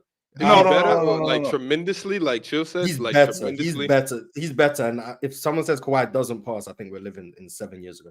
Now, when you say pass, Mars, are you talking about like, okay, James Harden is walking into a 3 in transition, as opposed to like getting into the meat and potatoes of the defense and cracking Jaylen Brown a long ball, or getting into the meat and potatoes of the defense and getting a drop off to KP, stuff like that? Because Kawhi Leonard is not doing that. No, he is not. Because Kawhi plays in the mid-range more, he's not really going to be getting passes from breaking the paint and kicking out. So what he does is, if he's either in the low post or the mid post, he's got that skip pass that's often to Terrence Mann or Paul George that he hits routinely that he wasn't hitting a while ago. That's a way his passing is improved. Off his dribble pull-ups, he's got a great laydown pass to Zubac when the low man picks up on him. He's got a great interior pass there. He's got a good feel for kickouts in general. He passes out double teams better than Jason Tatum as well. I think the only time you'd say Jason Tatum is probably a better passer is if you're talking about driving kicks. But that's because Kawhi just doesn't really get to the rim as much as Jason Tatum does. But I still think he has good feel for those passes as well. And in terms of outlet, Tatum makes bonehead decisions. Why doesn't he get to the rim as much, Mars? What's the problem with him getting to the rim? I think it's less of a problem and more of the fact that he's more comfortable in the mid-range, so he doesn't feel the need to try to get all the way downhill. Whereas if Jason Tatum breaks the three-point line, he's trying to get downhill because the mid-range game doesn't exist. I think Kawhi is just more comfortable in the mid-range, so he doesn't really want to. He doesn't want to get to the rim, but he's just very comfortable if the defense is playing off him. He can get to that little sidestep midi or that step back midi. He doesn't need to force his way downhill. But when he does get to the rim, he finished better than Jason Tatum. You just don't like Tatum. You don't like Tatum. I have no problem with Tatum. I'm just saying. I think saying you feel like you feel like he's Hancock. You feel like as a superstar, you feel like he's a knockoff. Yes, I think Jason Tatum's good. I just think if someone says he's not top 10, and Ron said the 10 names I was expecting him to say in terms of I wasn't done. I'm not with him anymore. But the 10 names he said, I don't think any of those names are crazy. Right here. I think every name he said you can have a conversation about, and I think in order to definitively say Jason Tatum's over them, you'd have to go to previous years and start bringing up playoffs for like Embiid and Shea, or injuries for guys like Embiid and Kawhi. Then I'm like, all right, cool. Jason can be argued against everybody as well. Yeah, Jason Tatum has a case over these guys, and these guys have a case over JT. That's why I said I don't think it's crazy to say he's 11th. I don't think that's crazy. So how many guys can you definitively say after? I'm gonna go Giannis. I'm gonna go Joker, Giannis, Luka. After that, how many guys can you definitively say are that? Like, it's not even a question. I think me personally, I see no world in which Jason Tatum is better than Joel Embiid. To me, I don't care. He gets hurt in the playoffs. Cool. I don't care. Joel Embiid is better than him, in my opinion. If someone tells me Jason Tatum is better than If someone tells me Jason Tatum is better than Embiid, I just disagree. I've just seen him outplay him in the playoffs, but that's fantastic. Yeah, you can outplay Embiid when he has a sprained LCL. Good. That's a you problem. That's not a me problem. That doesn't make you a better player. That doesn't make you a better player. It makes me a better runner when I went up against you and we ran 100. That's not my fault that your hamstring. It doesn't make you a better. That's not my issue. But with that being said, if Usain Bolt pulls his hamstring in a 100-meter sprint, am I going to say Tyson Gate's faster than? No, I'm going to say that. Why not, Mars? Because he got injured. He's not faster than him. I'm not about to do that. I'm not about to say he's faster than him. But to your point, Mark. Yeah, we're not doing that. No, we're not going to do that. But to your point, if you want to, no, we're not going to do that because we'll break the end. But with that being said, Mars, to your point, you just mentioned. I know we got to get to that, and we will. Mars, you mentioned Kawhi Leonard playing in the mid range more. Well, he played in the mid range his entire career. The reason why he got downhill earlier in his career because physically he was able to do that. The fact that he now isn't physically as able to do that as much, now what you're doing is you're masking it that he just doesn't want to. Oh, I 100% believe he would love to get to the rim more. He just can't. Physically, he just can't do that. Now, Jason Tatum, on the other hand, can still get to the rim, can still finish around the rim with both hands, not just finish around the rim. And in the mid post, he plays in the mid post more. And I've seen him play in the mid range. He does sit on that long ball line. He will do that, no question about that. But if I'm choosing between the two of these guys, I'm going with Jason Tatum. I don't think Kawhi ever really got to the rim like a crazy rate. To be honest, I don't think he's like crazy less than he is before. I could check it and see how many times he's getting to the rim. I don't think he ever really got to the rim like he wasn't a slasher. He was always more of an outside player. But hey man, when that mid-range money, you don't got to get to the rim. Yeah, they say that about KD, and he struggles in the playoffs sometimes because of that. But he's still better than Jason Tatum too.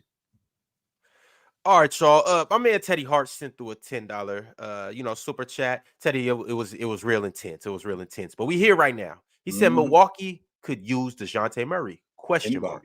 Any. They could use any elite perimeter defender. They could use any good perimeter defender. Milwaukee could. It's not just Dejounte Murray. I don't know if I'm trading Dame for Dejounte Murray though. No, I ain't doing that. You're gonna have to give me Trae too. I don't think if DeJounte was going there, I don't think they would be trading. I don't think they would be trading like a Dame. I don't even think they'd be trying to trade a Chris, which I don't think they'll be able to get that off. They'll be trying to trade everyone on the bench or every other player not named Dame and Chris Middleton and every pick. Young pieces. Oh no, the Nats is untouchable. I don't know what we're doing right now. The Nats is untouchable. Yeah, he got the no trade clause. Yeah, for sure. No way. But if Atlanta are really trying to blow it up, if Atlanta really are trying to blow it up, you might be able to get DeJounte for Marjon Beauchamp and Andre Jackson Jr.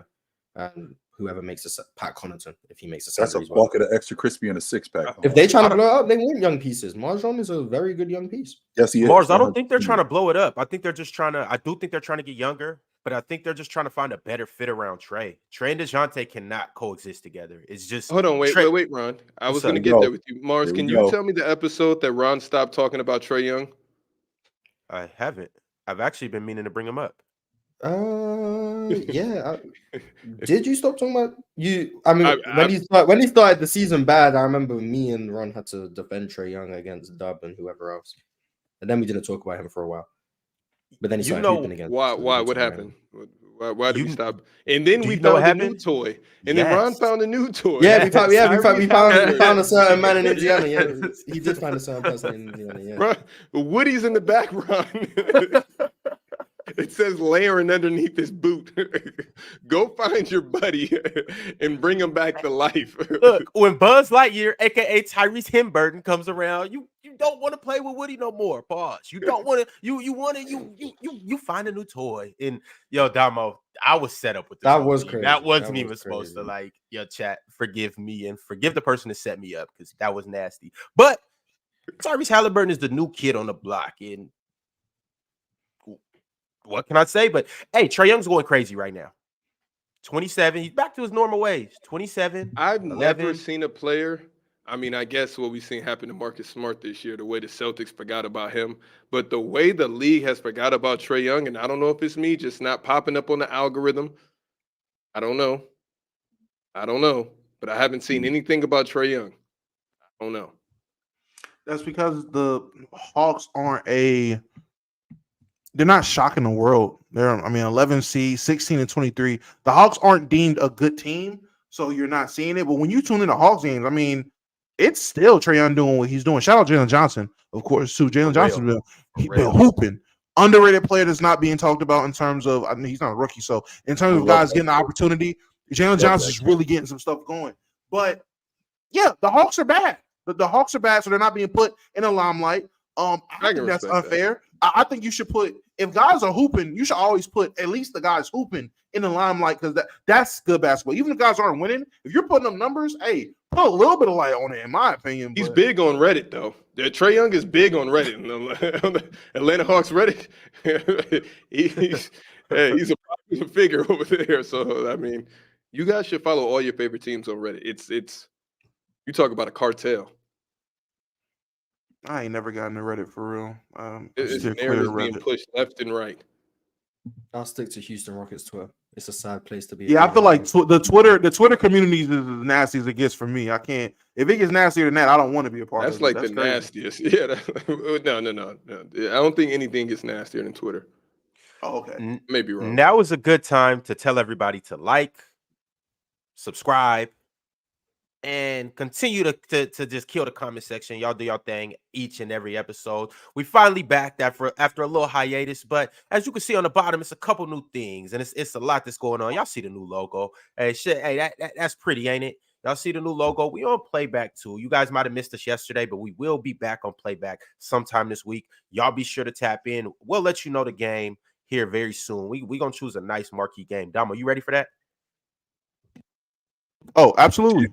Yeah, we gonna go up. Chilltown gonna make his playback debut. It's gonna be a good time. Y'all see at the bottom, $10 super chats to answer a question right now. $25 super chats to change the topic. So I know we have a lot of Lakers lovers and Lakers haters. You have the opportunity to mention the Lakers or get the Lakers up out of here whenever you want to. Also, playerschoicemerch.com.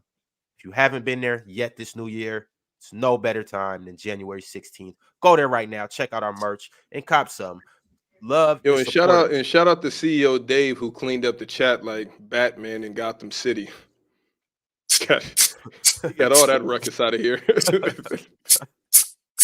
Get out of here. Beat it. He got all the nonsense out of here. Like, get out of here. The chat's healthy. I don't feel attacked. I feel like I have my mental health. Beat it. Just saying.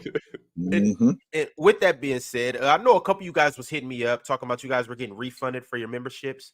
That's not exactly what happened. I mean, you did get refunded, but it wasn't because we don't want you guys to be members. It's not like it's like, here, take your membership back and get up out of here. No, we just switched up a couple things. We got a few different tiers. So in light of some new changes that we did here, the memberships are now going up in price from $1 to $5. But hey, that's a popsicle and a bag of chips. Y'all come support us.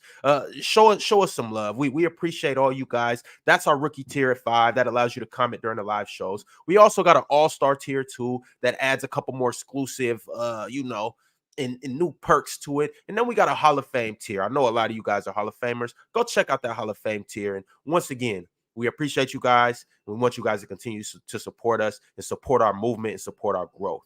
So thank you for that. Thank you. Oh, and then there was 3 amigos. 3 of us now. All right. Yeah, Shaq and Dom are not supporting the growth, clearly. Nope, they're not. They out. They are OUT out. Crazy. They're out. That's what it is. But all right, that's what it is. No problem. All right, y'all. With that being said, this is the perfect time to go ahead and jump on these super chats. Right quick, your Highness Charles said, I feel like the NBA is transitioning back into the era of bigs. It seemed like small ball was the new thing, but bigs have adapted. I think the new ideal for NBA teams is to build around a big.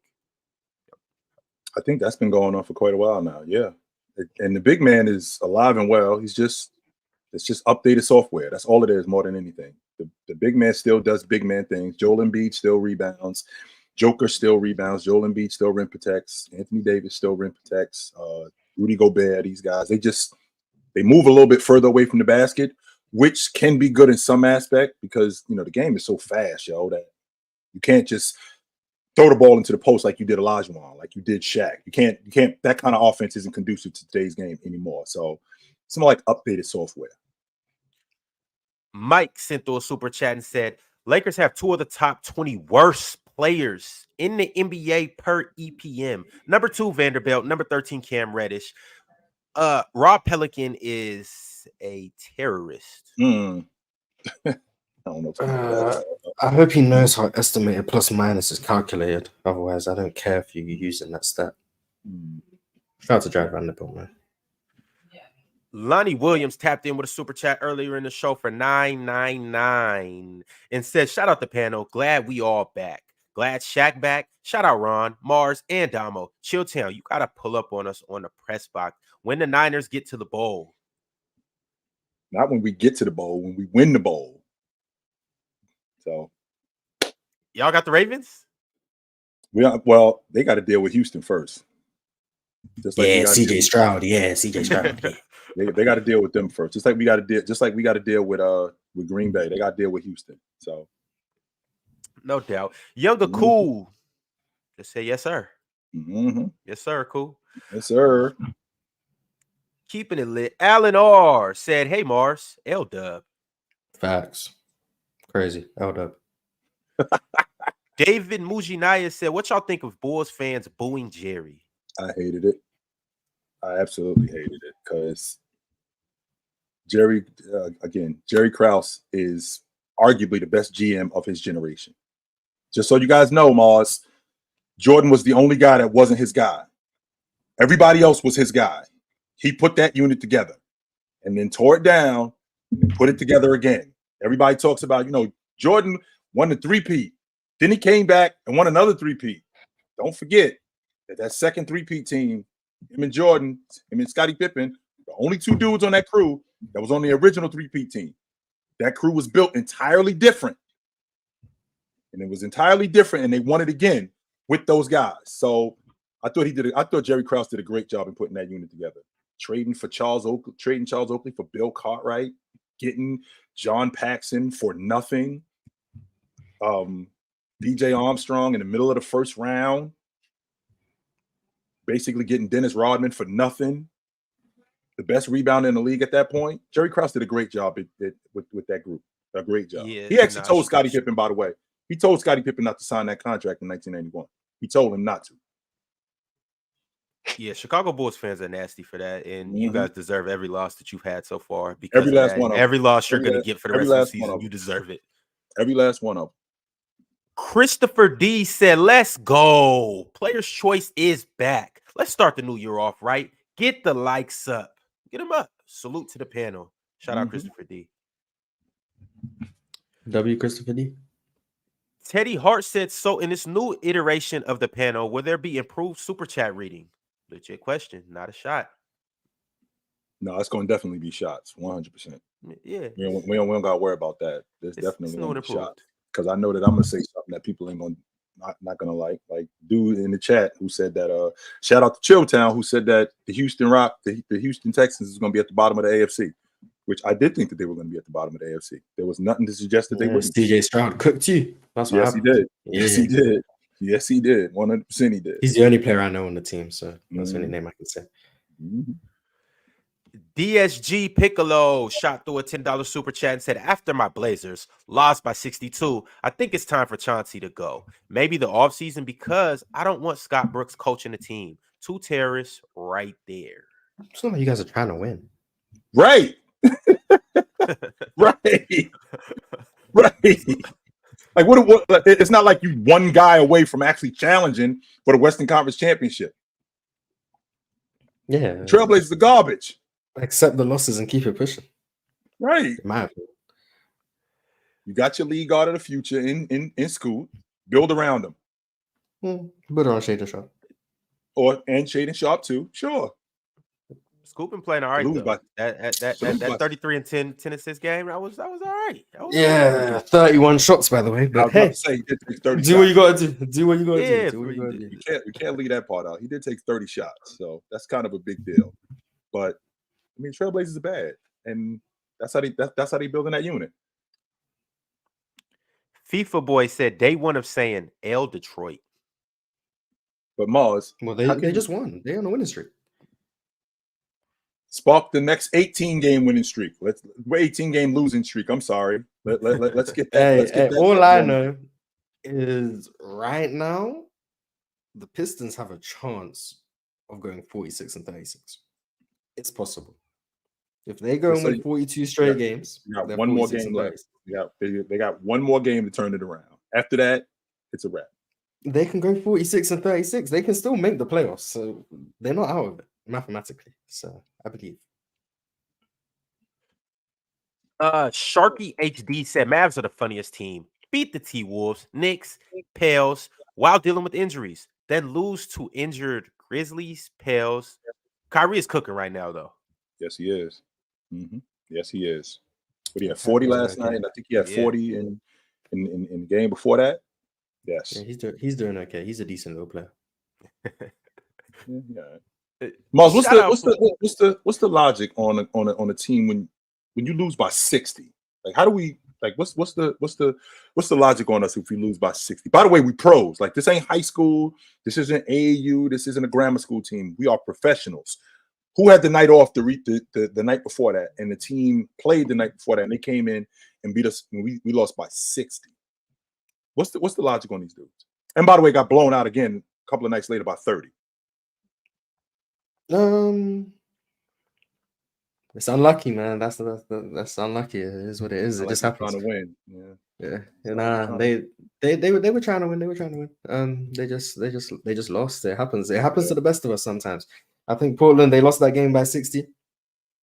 They just told them, let's just forget about this game. It ain't even happened. wipe it from their memory. And then guess what? They halved the loss the next time. Only lost by 30. Progress. Oh my God. Progress. See, that's how you got to look at glass half full. Progress. Mm-hmm. Impanzu Ernest said, Happy New Year's. Glad to see you back. Why can't I chat? We have switched up our memberships. You got to pay a little bit more to chat, but I promise you it's well worth it. Appreciate everybody that has got their membership. If you lost your membership, get it again, and let's make 2024 better than 2023 and every year before that. Supreme Chief Kobe said, welcome back, fellas. Salute, PC. Player's Choice JD also gifted 10 memberships. Shout out to that dude. Shout out to him, Player's Choice JD, whoever he is. Keeping it lit. Winter with the super chat and said, what's that? The Rock is here. That's who he is. The Rock is here. You ever seen that movie Hard to Kill? Great movie. Great movie. You ever seen it? Yeah, with Steven Seagal. Absolutely. Great movie. Never heard of it. You gonna hear of it after today. What's the word, brother? What's good with you? Mm-hmm. Happy New Year. Oh, hey, Happy New Year with all this smiling. Get the hell out of here with all this smiling. Crazy? Coming in here with all of this smiling. You must be crazy. Ain't nobody smiling at you, chump. I heard a half hour. I heard an hour and a half of Cap. Ain't nobody smiling at you, chump. From you, some of the other guys. And I seen Shaq, he ran, like he always does. He ran. So I know you don't want that smoke. Yeah, he ran. Yeah, top left ran. So I'm the new top left. He ran. He didn't want no drama. Mm-hmm. Well, we didn't run, so we here, chump. Yeah, I heard what you were saying, Chilltown, but it's gonna be a long rest of the show for you. Yeah. And Mars, I feel bad for you. Just your Houston Rockets, man. That's all I gotta say about that. Them boys don't fell apart, man. It's sad. What's up, Ron? What's good with you? What's up? What we on today, man? Right quick, World Peace just chimed in and said, didn't Tatum drop 7 points in a blowout loss to the Bucks? But y'all quick to forget that Kawhi is better. Meanwhile, you didn't say nothing about the night before when he had 45 and 26 in the third quarter, in the fourth quarter, in the overtime. You didn't. I want to peep out of you about that. Not one word. Not one. Chill. I have to kind of bite back at what you said before I came in here. You said something crazy about Tatum was a better one-on-one player than Kawhi. I thought that was a bit asinine that you said that, because based off the fact that, we've seen that Kawhi Leonard has all the moves as well. Mm-hmm. Anything Tatum can do, we've seen Kawhi can do. And he's a better three-point shooter. And he's more efficient as a basketball player. And he has shown us he's been able to reach a higher level than Tatum. So for you to say that even in the playoffs last year, he reached a higher level than we've seen Tatum reach just for the short time he played. Last year, we've seen, Kawhi reach higher levels in the last two playoffs he's played in versus any playoffs that we've seen Tatum play in. So I don't know why you said that. And then the defense is still, Kawhi has, in my opinion, cleared him. You may give him the other year when Kawhi dipped a little bit, you may say it was even, but most of the part, Kawhi has cleared Tatum. I don't know why you think that's close. So two things. Number one, all the moves. If I watch Kawhi Leonard has always had a basic game. And wrong with a basic game. Jordan had a basic game, right? He's always had a basic game. There was not a lot of throwing the ball between his legs and throwing the ball behind his back. It was never none of that with Kawhi Leonard. He was getting to his spots, pulling up in the mid-range. A lot of shots that he shoots in terms of threes is shots that he can make, and he shoots when he's open. Don't get me wrong. I think that's great. When I think about Jason Tatum sizing up guys, spin moves, one-on-one, throwing the ball between his legs, getting in the teeth of the defense, spinning and finishing at the rim. He is better than Kawhi Leonard at that. Now, Kawhi Leonard, I think, is a better three-point shooter simply off the strength that he takes better shots. I think that impresses you. The dribbling and all that stuff impresses you. It impresses me when he finishes. That's what impresses me about him. We seen Kawhi do the same thing too. Go between his legs, all this type of things as well. Like we have. We've seen Mm-hmm. Kawhi Leonard break you down off the dribble and get buckets. So that doesn't make that logic doesn't work. That doesn't make sense. Mm-mm. And then you talking about getting to the basket. Well, Kawhi Leonard gets to the basket at a great rate too, and he finishes strong at the basket. He finishes at the basket with dunks and things like that. So, I mean, the stuff that you were saying, it just utterly isn't true. And then if they were in a 7-game series and it was Kawhi against Tatum, you yourself would probably pick Kawhi. No, I wouldn't. No, I would not. Well, then I don't know what basketball you're looking at. Why would I pick Kawhi, but then turn around and say Jason Tatum is better? I can't do that. Because no, I wouldn't. Because there's no in reason situations to do that. No, in situations, and you talked about big situations. Right. I have never seen Kawhi fold like I've seen Tatum fold in certain situations in the playoffs. Really? I've seen Tatum fold more in the playoffs than I've seen Kawhi. I've seen Kawhi have one game where I said that was just a horrible game, and that was against the Nuggets in the closeout. Other than that, I haven't. Kawhi Leonard has pretty much been there his entire playoff career versus Jason Tatum. I've seen Tatum have these big fall off games. I've seen Tatum have these big disappointment games. Mm-hmm. I've seen you be disappointed with Tatum on numerous occasions in the playoffs. So for you to come in here and push that cap about that, and then you guys was talking about Bronny can play in the league, man. Y'all look, man. See, this is why I deserve to be here, bro. This is why I deserve to be here, bro. To call out the cap, and this is why they're gonna continue to hate me. But I got more lives in the cap, baby. You better believe that. So let's rewind to 2015 when Kawhi Leonard and the Spurs went out in round 1. He wasn't great, and I think he was in year 5 in that. That was the year after they won the NBA championship. They got bounced in the first round by the Clippers. That's number one, and he was not great in that series. In fact, he was quite disappointing in that series. Now, fast forward to 17. Yeah, he was actually disappointing in that series, and then moved to 2017 when he got hurt. Don't get me wrong, he did get hurt, which is a theme that I'm getting to when he got hurt, and they ended up losing. Now, when you move to 2019, he was great in the playoffs in 2019. I will not argue that.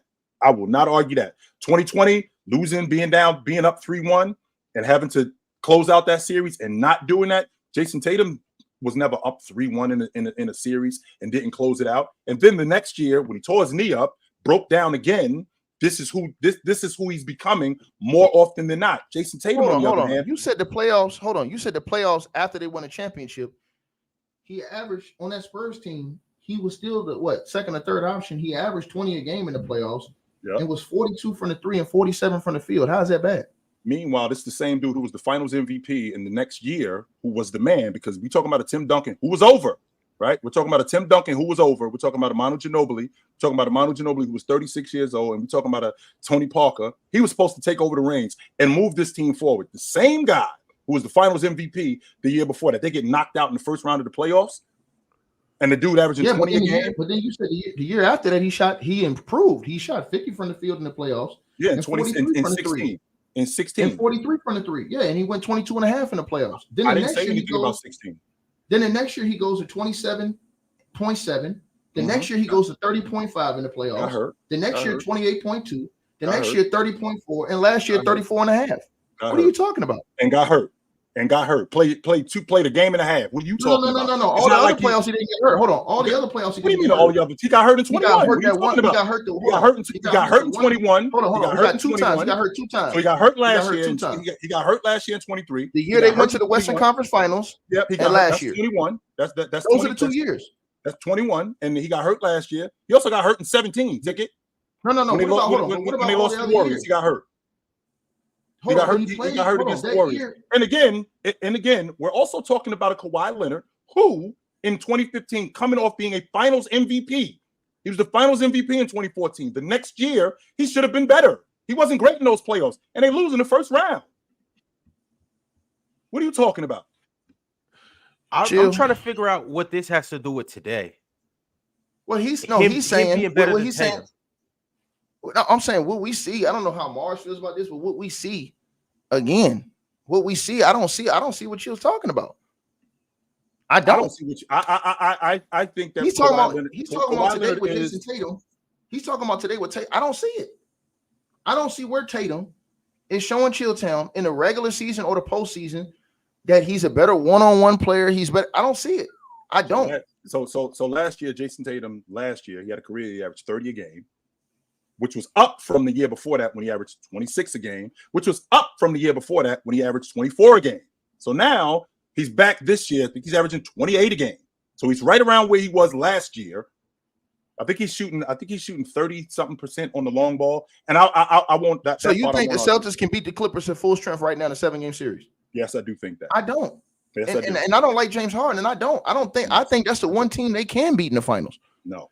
Because they're so predictable. Yeah, I mean, they live and die by the three. Listen, I don't understand where you get all this, and you have attached yourself to Tatum, bro. I don't know where you get this from, where you get this affinity, where you attach yourself to a guy like that. But again, Kawhi Leonard has showed you he can deliver the goods, and he's done it. Tatum has never been able to do it, and he's had stacked teams. Since he came in the league, he's had stacked talent on his teams. Mm-hmm. Fail. Coach fired. New coach hired. Failed. What else you want? He almost got swept by Miami last year. Almost only counts in landmines. So with that being said, the same logic goes for what you just said about Kawhi Leonard having stacked teams. I mean, he got on the bomb squad, San Antonio squad, a bomb squad team. And not only did he get on the bomb squad, San Antonio squad, he got on the bomb squad, San Antonio squad that was retooled. It was built around him. And after he left San Antonio, he also got on the bomb squad, He got on the bomb squad, Toronto squad, which almost won 60 games the year before he got there. And they won. And then he now gets on a bomb squad in with the Clippers. Fail.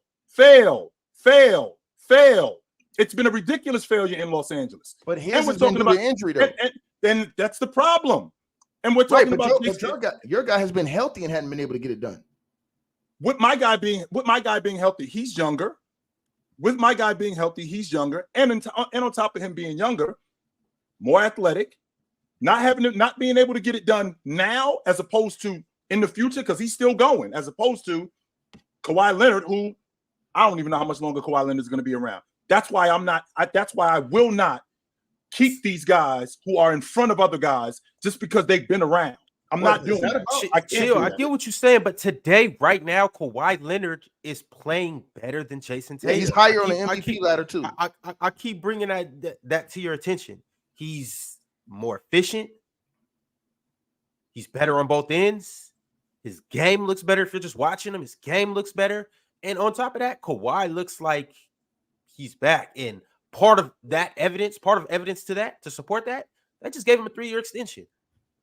He's only missed a few games. Yep. And that defeated another narrative that you put out. You put out another narrative, and I told you guys this, and I got destroyed for this. And you guys said, "Oh no, he can't do it." I said, "No, he don't want to do it because they were already paying him in advance." Now, when his money was on the line, all this fake Kawhi can't play more years, that's out of the window. Kawhi Leonard looks like he can play about 6 more years. Why? Because they didn't pay him his money. So now he has to show you that it's not degenerative knees. I can play back-to-backs. He's played every game except for the games he's legitimately been hurt.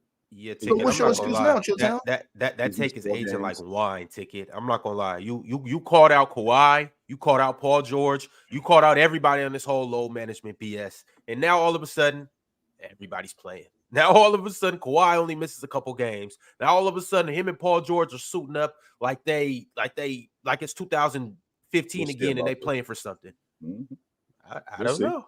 I don't know. I guess Chilltown like to hook himself to perennial losers because he do it with LeBron too. You said the same thing about a broke knee Kawhi Leonard. Now all of a sudden you got your hooks in Kawhi Leonard, who was a broke knee fraud. No, I'm saying over Tatum, in sir. fact, not broke knee. Kawhi is what you called him. But over now, Tatum. but a guy who's 25 years old, I think the best small forward in the game, and getting better every year. No, I'm good. Over Jason Tatum. Yeah, I take him. I take this version of Kawhi over this version of Jason Tatum any day of the week. Mm-hmm. Once again, I don't know what you got on that, Mars. I don't know why Chilltown has attached himself to Tatum. I don't know what their relationship may be, but it's crazy that Chilltown have put himself in these type of situations because he really it doesn't matter what Tatum does if he doesn't achieve what he's supposed to. Chill will always come back again the next time and find an excuse to keep taking up for this guy and keep. That's not true. You just said that I get on him when he doesn't do well in the playoffs. You just said that. So no, I don't. That's not true. No, I didn't. I was talking about Kawhi. You just said that. You said, quote, you just said, quote, when in the playoffs, you've been on him, Chill. You've gotten disappointed with him. You've said that, Chill, end quote. So no, I didn't say that. Yes, you did just say that. That was Ron who said that. That wasn't me. No, absolutely. That was not me who said that. That was Ron who said it. We have DVR. You can rewind the tape. Yes, you can rewind the tape. I said that he's had repeated playoff failures. And I've gotten on him about that. End quote. No, you've been disappointed in him. End quote. You never said that, Ticky. You never said I ignored. Okay, well, like I said, Chill. It's just simple as this, bro. When you look at him and when you look at Kawhi, I just see his levels, bro. Why do you think Kawhi's ranked higher on the MVP ladder than Jason Tatum? I mean, you can say that about a bunch of guys, though. I mean, if you're looking at the if you're looking at the MVP ladder, I mean, you can say that about a bunch of guys. I mean, that's not a hold on, but that's not a knock against you. Like, think about this, Mars. This goes against everything Chilltown believes in. Chilltown has came up here to everybody that's listening. He's presented himself as this fake scholar, and what he does is he comes because he talks so well. He'll say, "Oh well, you know." He's presented himself. Well, I love LeBron because the Cavs, they didn't do this, didn't do that. So James had to go and do this. Well, guess what? The Boston Celtics have done the complete opposite for Jason Tatum, and all you've done is come with excuses, which is why it shows that your takes are sometimes lame, because the Boston Celtics have put a great team around Jason Tatum from day one. But in a great coach, and you've made excuses for him losing over and over and over and over again. So we just tired of the excuses. We want to see that you hold him, because if you say that the Cavs didn't put a great team and didn't have great management behind LeBron, but the Celtics have had awesome management behind Tatum, and he still has come up short. He's had talent from the first day he stepped in the league. He had superstar talent on his team. He had Kyrie. He also had Gordon Hayward. Now, Hayward got hurt, so we give him that. But they also had great young players, Jaylen Brown. They also had Terry Rozier. That team was stacked, and they had good vets on that team. Isaiah Thomas was on that team, if I'm not mistaken. Okay. Come on, bro. What are we doing? Actually, he wasn't. So let's rewind. He wasn't. Hold on, Tatum. Oh, that must have been the year before with Tatum. That must have been the year before Tatum came. Right. That was okay. So yeah, but when he came, the talent Marcus Morris on that team.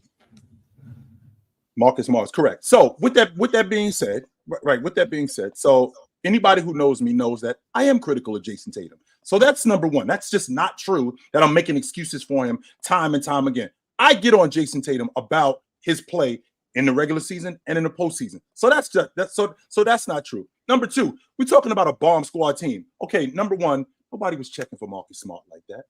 Nobody was checking for Jaylen. They had Al Horford in his prime.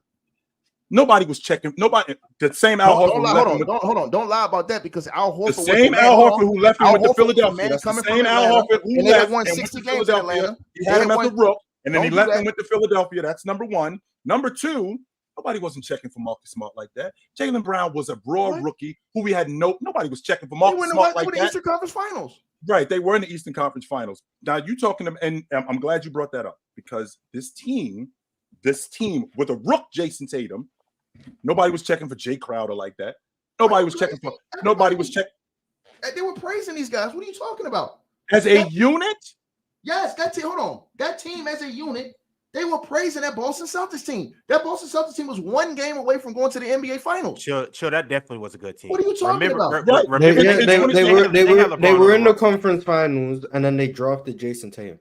That's right. That's why. The next year. So, yeah, they were in the conference finals, drafted Jason Tatum, and replaced Isaiah Thomas with Kyrie Irving.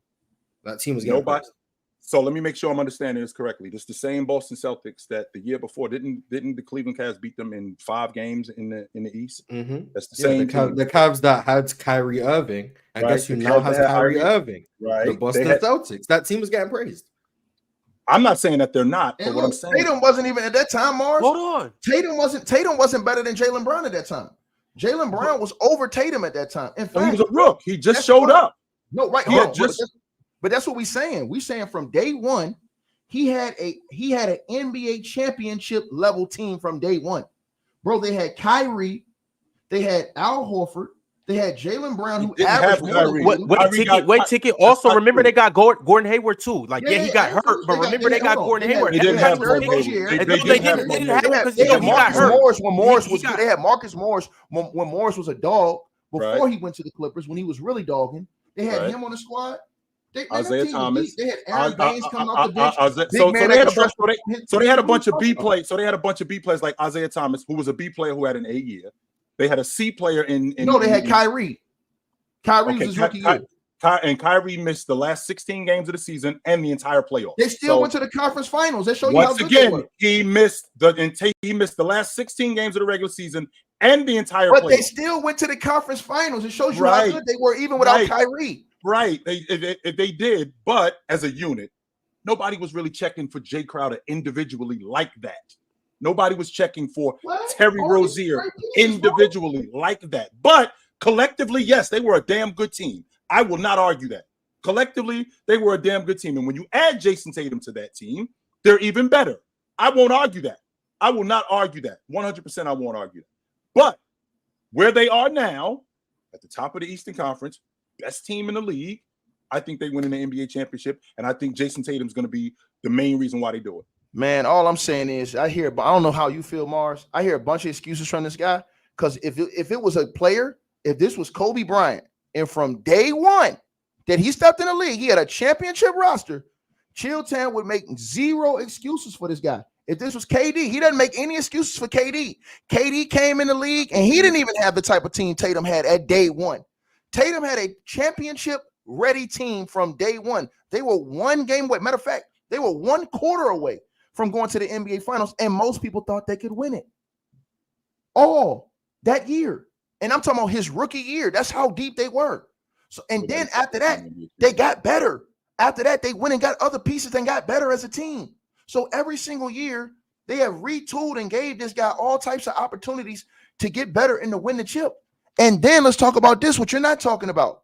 He's been in a weaker conference for the most part of his career. Kawhi Leonard has been in the West for the most part of his career. So he comes in with an aging Duncan, an aging Ginobili, an aging Parker, right? He helps them get over the hump.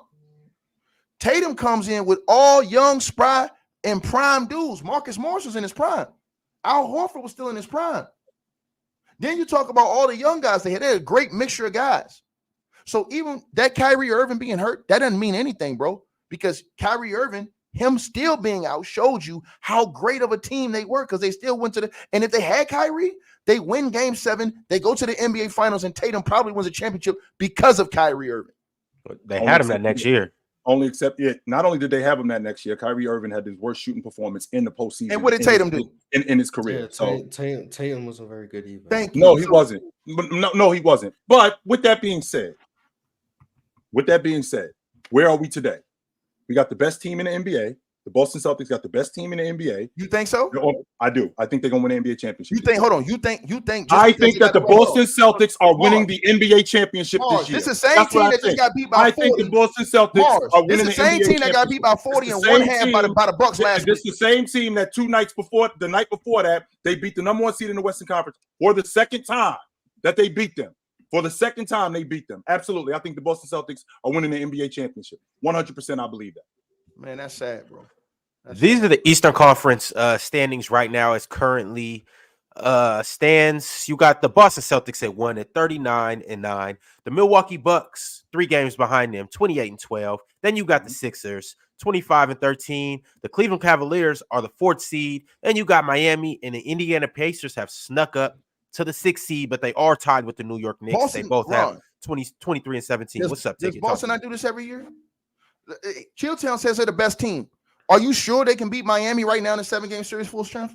Yes, I do. No, they can't. Bro, you say this all the time. bro, you saying that they can. You saying that they can. There's no evidence to suggest that they can. It is evidence. What are you talking about? Last year. Listen, Yeah, here's the evidence right here. Here's the evidence. Here's the evidence. Here's the evidence. Well, they did lose last year. I mean, they did lose. So yeah, that's the evidence for you. So and you're only and why did they lose? Don't just say that they lost. Why did they lose? Because they were worse. No, it wasn't because they were worse. No, Miami was a better team. They were. The same logic you used with Kawhi Leonard was the same thing that happened with Jason Tatum. Was Miami not a better team than them last year? I don't think so. So why did they beat them? They played better for sure. Yes, they almost manhandled them. They almost swept them, Chill. Yeah, they did. 100% they did. But only except And they got back in the series. They got back in the series. Hold on, but this is where he erases right here, Mars. What happened in game 7 on their home court? Jason Tatum got hurt.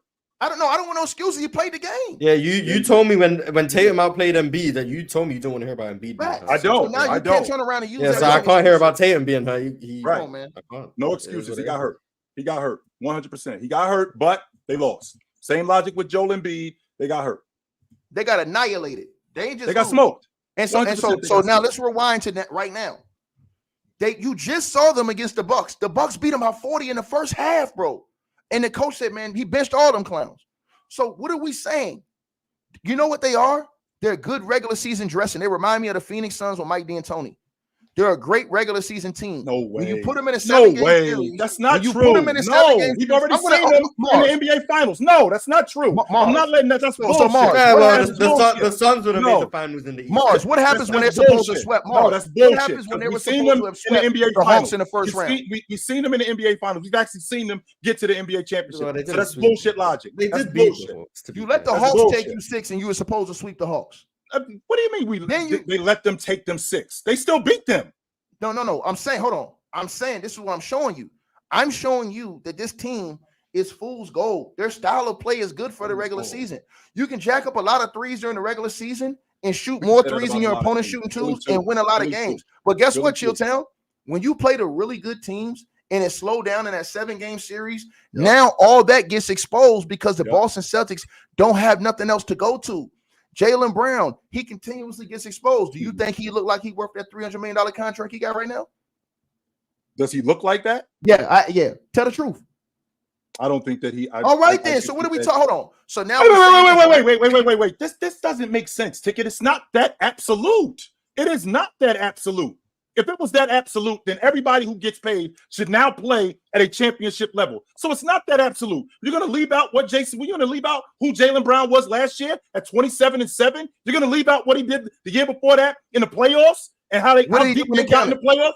What do you mean what he did when they counted? He was the main reason why they were in that series. Last year when it counted, did you not come on here and tell Ron that you ripped him for his handle? You ripped him for falling apart in that series, and you put most of the blame on him for that series. You're on tape, sir. I put Jaylen Brown on. I said that it was mostly him.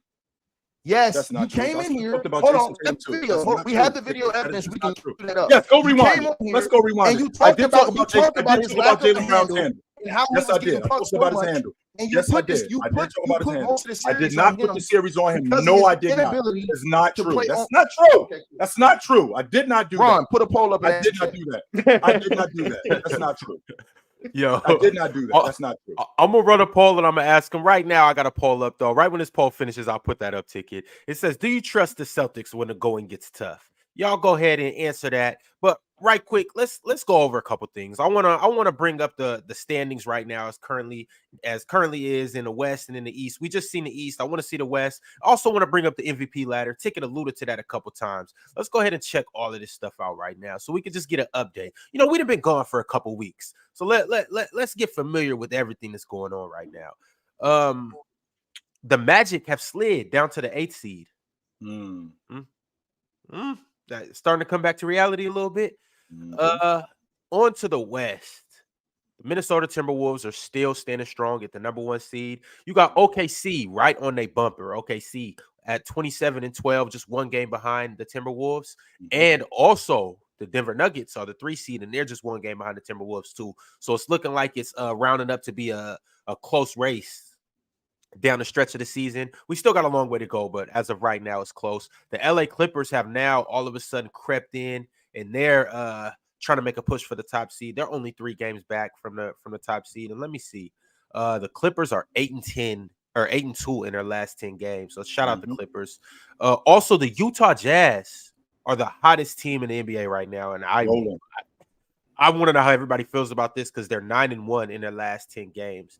You can see Sacramento Kings are the 5th seed. The Mavericks are the 6th seed. Then you got the Pelicans, Suns, Jazz at 9, and the Lakers are the 10th seed, the last playing team. How do we feel about the West right now? Can't even say who's in 11th. Wow, crazy.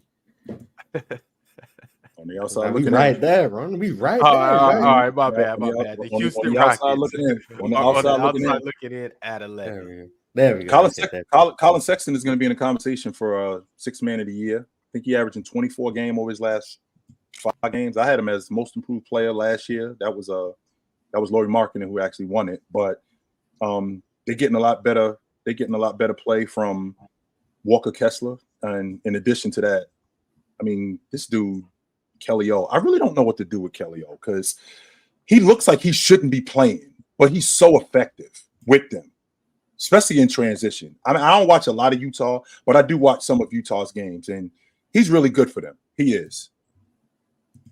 I just want them to get Lauri Markkanen to OKC, and then winning games is not going to help me with that pursuit, because if they're winning, they might think they can be successful.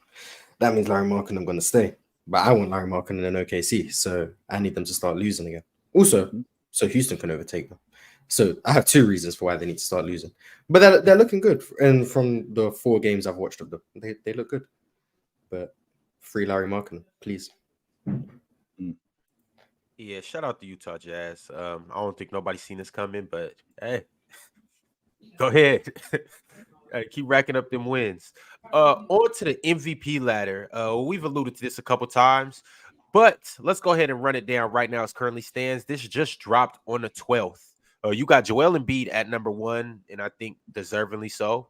34 points a game, 11 rebounds, 6 assists. He's been playing. His team is top 3 seed in the East. Then you got Nikola Jokic right there at number 2, 25, damn near 12. Damn near 9 assists. It's typical Jokic stuff. Ain't nothing changed.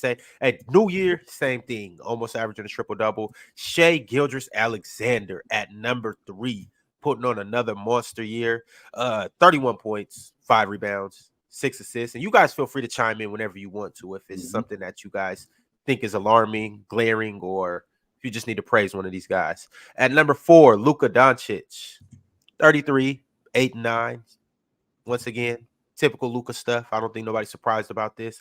At number 5, we got Giannis. That's the guy. That's the guy right there. That's the guy right there that we just that dude right there is the dude that we just gloss over. We got a 31-12 guy running around, 31-12-6 running around in the NBA. Meanwhile, we talking about how good Joker is, even though he is, right? Even though he is, Joker is awesome. I think Joker's the best player in the league. Same thing with Joel Embiid. Joel Embiid is the reigning league MVP. All of these dudes, I think that these dudes is great. But we completely gloss over a dude that's 31-12-6 and doing everything that he's doing. I think that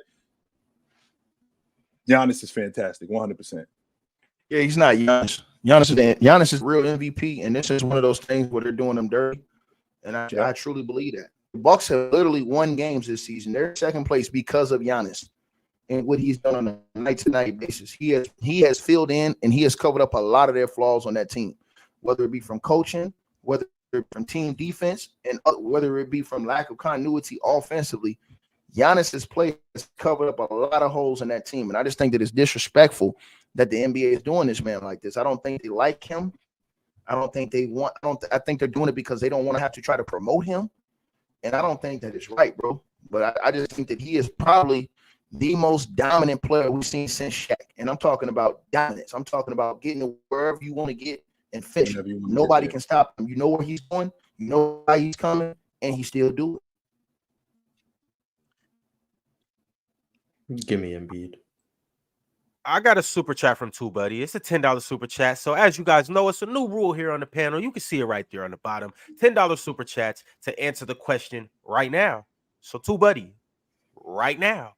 Your super chat says, I hope everyone realizes why fans lose respect for organizations. I sat through the dog days of the 2015 through 18 Nets seasons, only to get Kyrie and KD traded because of the owner's ego. I'm done. Enough of this crap.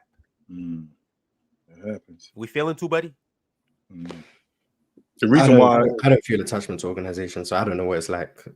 If you're different, you're the new age fan. The old attached to organizations. The old school fans were fans of an organization, fans of a team. Now guys are fans of players like yourself. You're a fan of Jalen Green. So if Jalen Green, if Jalen Green could go to the goddamn man, he can go anywhere and you're gonna follow him. So that's the crazy part. Yeah. And the Nets, they put themselves in that situation from 15 to 18 because what did they do? They ended up trading all of their guys for They ended up trading all their draft picks for KG, Paul Pierce, and Jason Terry. So he said suffer. That didn't make any sense. The Nets have been a pretty decent organization. They've always kept competitive teams pretty much for the most stretch. I mean, even that team before KD and them came over there, that team was a playoff team. D'Lo led that team to the playoffs in the bubble in 2020. Yes, I don't know why he's saying that team was a very competitive team. You know, now remember too. Well, the years before that they were winning 20 games, so that's right. But remember too, Ticket, the Brooklyn Nets, which is they in the same city with the Knicks, so they kind of are. They basically the Clippers, so to speak, where teams look at them, where people look at them and they feel like they should be getting the same respect that the Knicks get. That's why they talk. They've about been better than the Knicks though over the last 10 years. At least the Nets have been more successful than the Knicks. But they've always been the redheaded stepchild. They both peaked in the second round. Yeah, they've always been the redheaded stepchild. I'm almost positive the Nets have made the playoffs more than the Knicks. Oh, for sure, made the playoffs more, yeah. Because and they've had 2013. I don't know if the Knicks made it. They've at least had better teams on papers. They've had more superstars. Like I would feel like if I was a Nets fan or a Knicks fan, I would be more pleased if I was the Nets. But also too, you guys got to understand, like as fans, only one team wins a championship every year. And everybody thinks everybody thinks their team is that team that should win it. Everybody. Yeah, like y'all got to be happy with your small wins. You got to take your small wins. Not everybody gonna do what the Nuggets did last year. And if the Celtics get smoked out this year, what are you gonna say, Chill? The same thing I said last year. That's your problem. The same thing I said the year before that. But that's your problem. You're never gonna hold that guy accountable. Stop saying that I'm not Ticket. Stop saying that. That's not true. You're still praising him on the same level.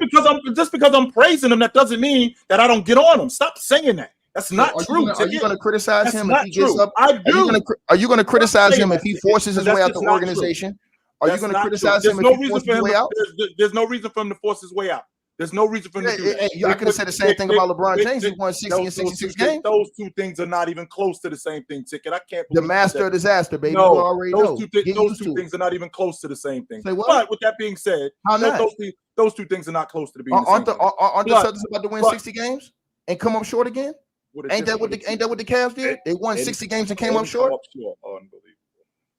Hold on, isn't that right? The only thing that would remedy this is for them to win the NBA championship and shut you up and shut everybody else up. That's the only thing that's going to remedy this. Hold on. Everything that you praise Tatum for, shouldn't that be the standard? Because see, let me give you a difference between you and Mars. Mars will come in here and say little stuff about Jalen Green, but he won't dare say the stuff that you say about Tatum.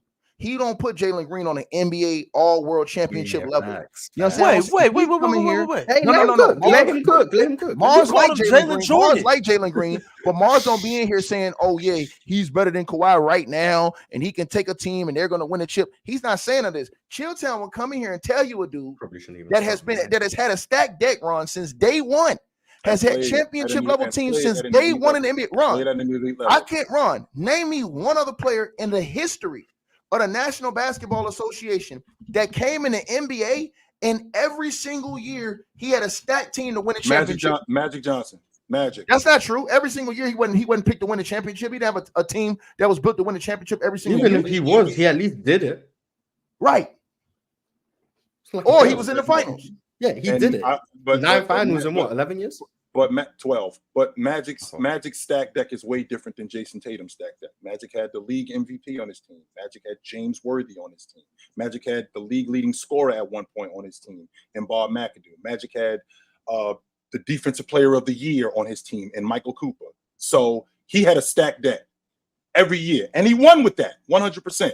So Jason Tatum, who I am very critical of. There's nobody who knows me. There's not anybody that knows me that doesn't say that I'm not critical of Jason Tatum. And I hold him in a high regard because he is an elite player. I think he's the best small forward in the game. And the only thing that can remedy your logic is for them to win. But even if he does win, you're going to come with the same bullshit logic that, well, he had a stack deck right from the beginning. That's what you're going to do. No. Yes, what I'm saying a stack deck, he had a stack deck, he has what you claim some of these players that you cap for don't have. And you saying a great organization. Well, the Boston Celtics, for the most part, have a great organization where they put you in a championship conversation every year. From day one, he's been in a championship conversation every single year. You can't count 2% of the NBA in NBA history that has had that. They were, bro. They were a step away from the NBA Finals. That's a championship conversation. What are you talking about? Are you denying that Tatum has had a roadmap that he's had a perfect situation? No, I'm not denying. I'm not denying that he walked into a great situation. I am not denying it. He still had to perform, though. He still had to do that. And up until this point, they haven't won. But he has played at an elite level. Has he played inconsistent? Absolutely. And I get on him about that because he should be better in certain situations. 100% he should be better. We shouldn't have to get you to score 16 points in a fourth quarter in a road game in order for us to win. That shouldn't happen. That should not happen. We shouldn't be down 3-0 when you're the number one seed in the Eastern Conference with arguably the best record in the NBA. We shouldn't be down 3-0 to a Miami Heat team. That should not happen. You should not let that happen. 100% you should. However, I am not going to deny who he is as a player, though. And chill. Lastly, because we're going to go ahead and move on from Jason Tatum. Yeah. It's more pressure now than ever. Not only just due to the time, 100%. Not only due to the time and the circumstances, 100%. Not only due to Jaylen Brown getting $300 million last year, not only due to them getting Drew Holiday and getting Kristaps Porzingis, but also him being thrusted in them top 5 conversations. He gonna get another coach fired, Ron. Ron, he's gonna get another coach fired. When he loses this year, when he loses this year, no, I'm saying him, boys, he's gonna get another. Hold on, who was his first coach when he came in? Brad Stevens. Yep. Right. Brad Stevens. And he basically was fired, but they made it look like he quit. Hold on, let's tell the truth. He basically was fired, but they prettied it up and made it look like he quit and put him in the front office. This is what they do when they want to throw you in the front office. They did the same thing to old boy in Detroit when they just replaced him. They didn't want to humiliate you, so they said, we're going to put you in the front office and give you another job. You're fired. So you went through that. Then Ime Udoka, you understand what I'm saying? Ime Udoka did it to himself. Cool, no problem. But then you get Joe Mazzulla's Mazzullin. You get him in the game, and now you get ready to get him fired because you can't get a stacked team over the hump. Well, we're going to see this year. No excuse. We'll definitely see this year. All right, so another super chat from Two Buddy. Two Buddy said, of course, a Lakers fan will sit back and be loyal. Also, the Nets from 15 to 18 were winning 20 games without our own pick, and we are in the same spot again. Sorry, I'm not doing it again. I'll bounce around. Two Buddy, what team you going to? Go support the Nets, man. I hope you guys win no more games. We get your pick. We chilling. I'm loving the fact that you guys can't win games anymore. It's fantastic. Two Buddy, where you about to bounce around to? Oh man, it gets low. It gets lonely when you losing, huh? It gets real lonely. At least Ben Simmons will be back soon. Sorry. I have a feeling that Houston's gonna make a surprise move, though. I got a feeling they're gonna trade some of those guys and get a good vet in there, a prime vet. I got a feeling like he's gonna go after somebody like Siakam or somebody like that. He's gonna get somebody in there, bro. I got a big feeling, man. Just some of the stuff I'm hearing coming out of Houston, man. And Ime, he wants to win, bro. He don't got time for all that young guy stuff, man. You know what I'm saying? And that's just what I'm hearing. You think that's the right move, Ticket? Or do you think they're jumping the gun? He's trying to win.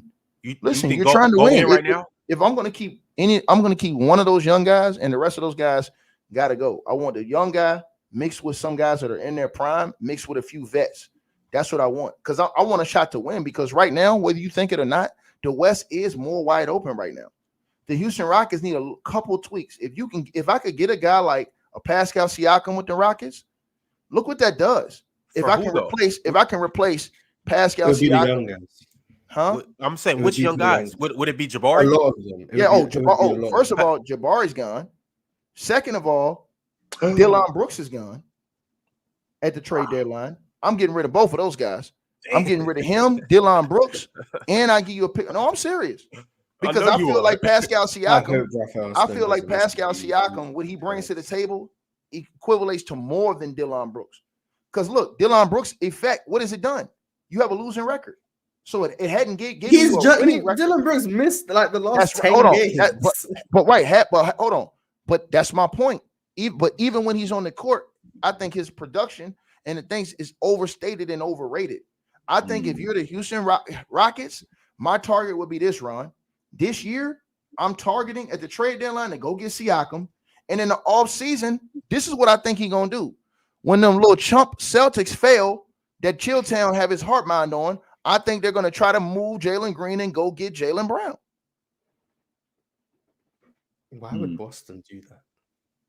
Why do you mean? Why would they do that? Why would Boston say, "Hey, JT"? I know because they're going to have to pay Tatum. Take Jalen Green. They're going to have to pay Tatum, and they're going to say Jalen Green, $300 million contract. Is the production worth it? Far too many nights you've seen Jaylen Brown fall off. He's not worth $300 million. I get him off my roster. I can have a younger Jalen Green who's going to give me more production than Jaylen Brown. Facts, yeah, more production, yeah. Am I lying? Hold on. You know, Jalen Green. It's a bad time to be a Jalen Green fan, Mars, man. what is That's Jalen all Green I averaging know. right now? Oh, you don't want to check? Don't check. No, I'm saying for the season. It's not good to kiss. Right. Well, hold on. But check this out. If I put him in the Celtics offense the way they play, that opens up his game more because the Celtics offense is more conducive to how Jalen Green plays, not Jaylen Brown. Jaylen Brown is used to Ime Udoka's offensive system, so he'll fit in better with the system that Ime Udoka runs, like he did when he was with the Celtics. So that's why I think it's a great trade because now that opens up the court, it makes you even younger, and it gets you off that bad $300 million contract because you got to pay Tatum. You already paid the big fella, Porzingis. It's not going to work. Tatum and Brown is not going to work, bro. If I'm them, those are the two guys I'm targeting, Pascal Siakam and Jaylen Brown. And those are the two guys I think that can go to Houston and put them in the top 3 in the West. For Houston, that's tough. Fred VanVleet, Jaylen Brown, Pascal Siakam, and you still got Sengun? Two of those guys already won a championship, Ron. Two of those guys got NBA championships. You'd have to get because Pascal is a free agent, so I don't know if he's gonna re-sign with Houston. But it's a lot of hypotheticals going on right now. But that four, so the dynamic of Jason Tatum and Jaylen Brown is not going to work. Why? I mean, there's no reason. There's no reason for me to split these, bro. Because they both need to operate in the same space. You know, they don't. Hold on. Let me break this down to you. They both need to operate in the same space. If Jaylen Brown goes to Houston, there's nobody else on that team that operates in his space because Fred VanVleet is going to be on the top of the perimeter, constructing and organizing the offense. But him and Tatum both working they're both wing guys. For the most part, they're both operating from the wing. So they both kind of zap each other's energy at times. That's why you rarely see both of them play great together in the playoffs. It'll be one or the other. You rarely see both of them play great together. It's rare that you see guards like that. That's why even with LeBron James and D-Wade had to take a step back just so LeBron could do his thing because D-Wade's energy was too much for LeBron James to be able to operate. Can't we say that? Can't we say that about all great players who play with other great players? Like they all don't play at the same level at the same time. No, because I've seen it happen before. That's not true. I've seen it happen before. Steph Curry and KD. Right. So with that being said, did Steph Curry not his production fall off? Steph Curry was still averaging like 27 points a game. Well, KD was what, 30 a game? No, like KD was like right around 27 too. They both were around 27. I don't think that they were doing the same thing. They were, and Clay was at 20. They were. Look it up. I am looking at. I don't need to look it up. But the point is, so yeah, I know you don't need to look it up now because I was right. When you get cooked, this is what Chilltown. I'm the best at this, dog. All the people in the comments, all the people all around the YouTube chat, they can say whatever they want to say. When you get in the arena with me, you're going to lose one-on-one. Period. Chilltown. To answer your question, what I will say is I do believe they can work. It's just they have been.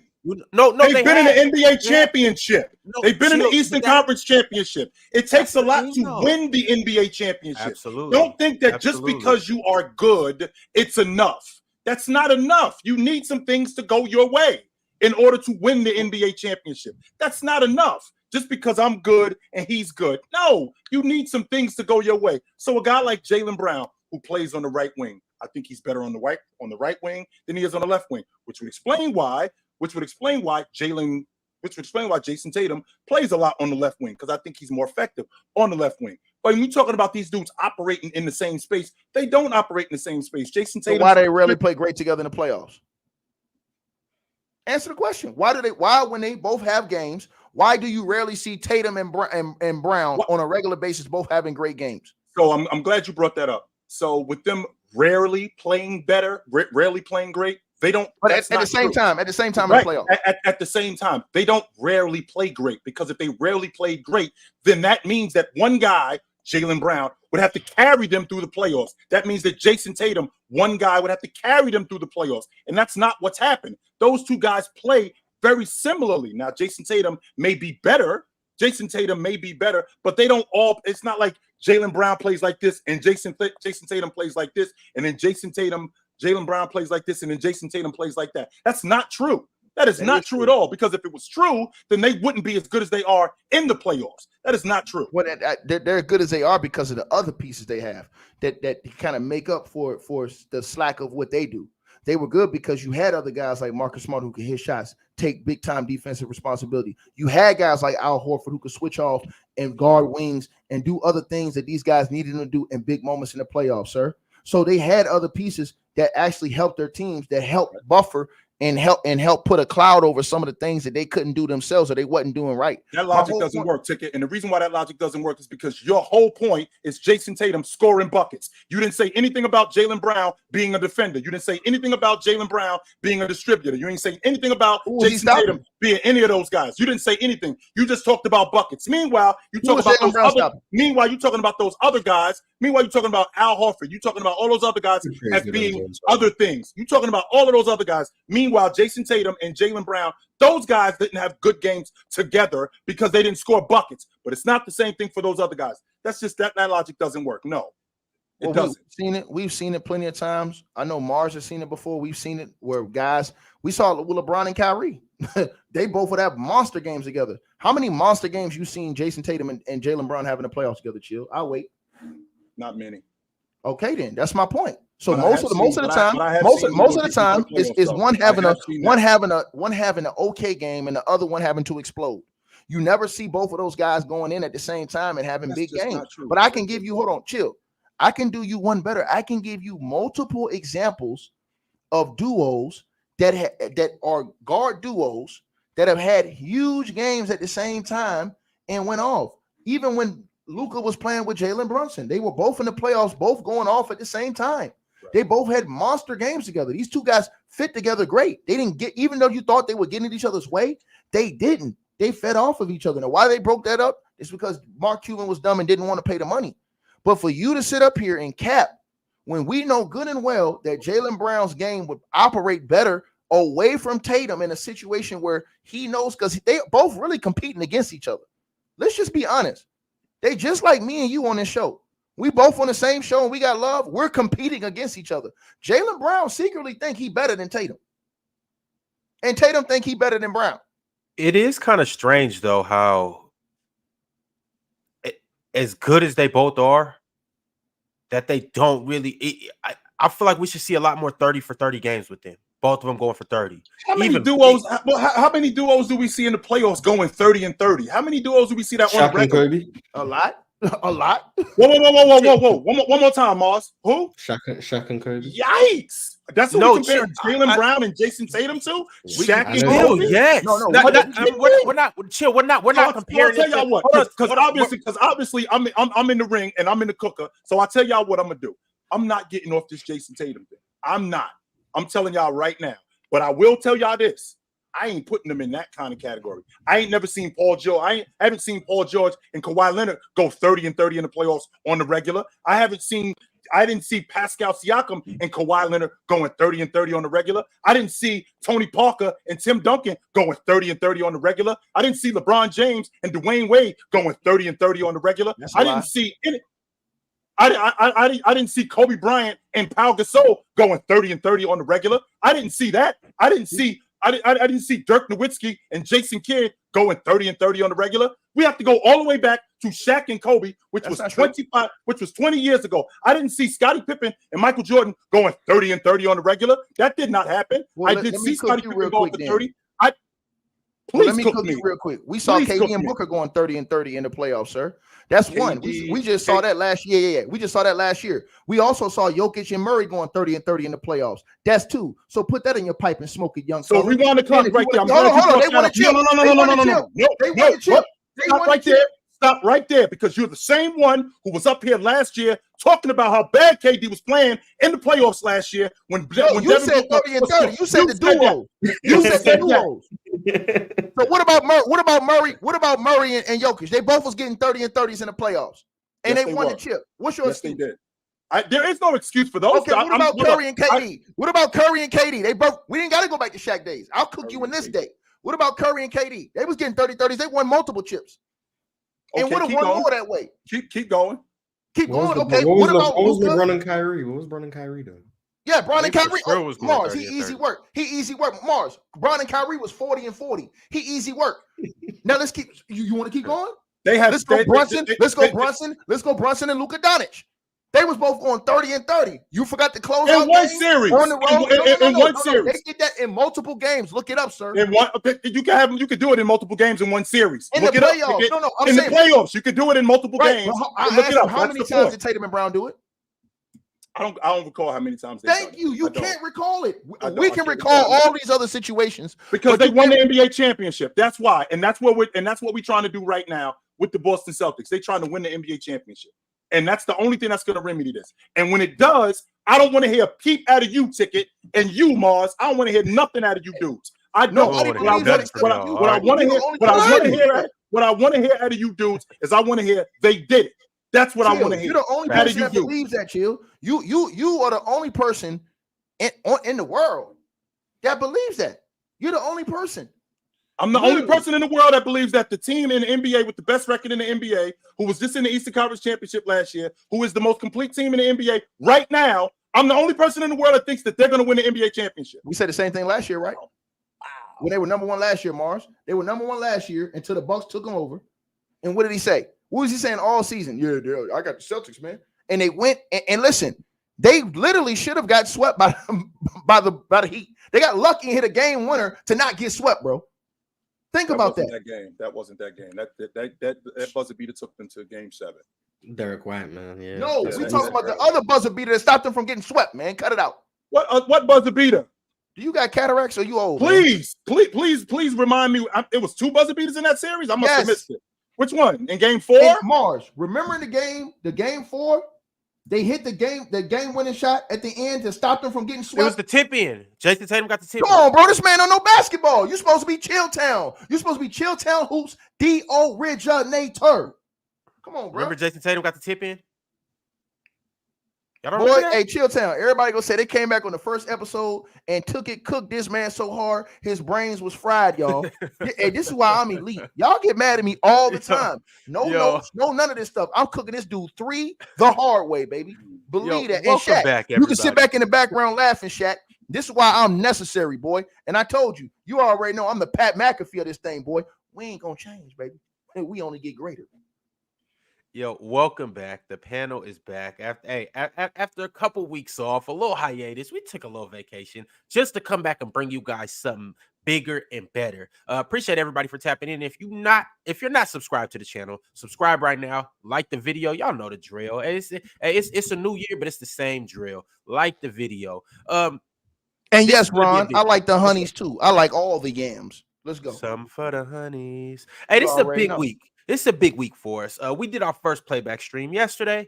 We're going to do a couple more this week. Ticket's going to be up there. Chill's going to be up there. Darmo's going to be up there. Mars is going to be up there. Dub, J-Rob, Bama, the whole 9 yards. So y'all stay tuned for that. We'll let you guys know what game it is, what time, and all of that good stuff.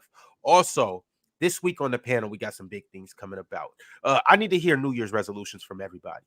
We'll get to that. New power rankings are going to drop. Players' Choice Edition. We'll get to that.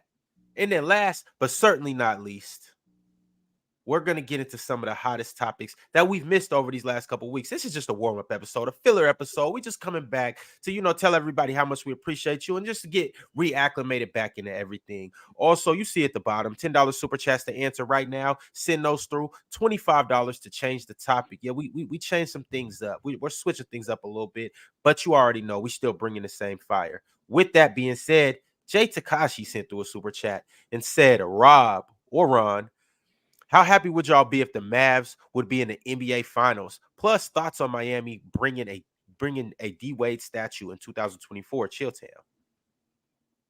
Oh, he's the best player in the history of the organization. It's well deserved, 100%, no doubt about that. I'm not surprised that I'm not surprised at all about that. Absolutely.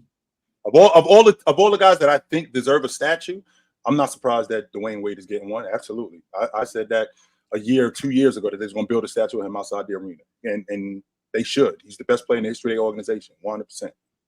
To the brother Dead Dolphin in the comments, you said Chill got cooked by a dude played in South Korea. Hey, I know a lot of NBA players that played in South Korea too in the KBL league.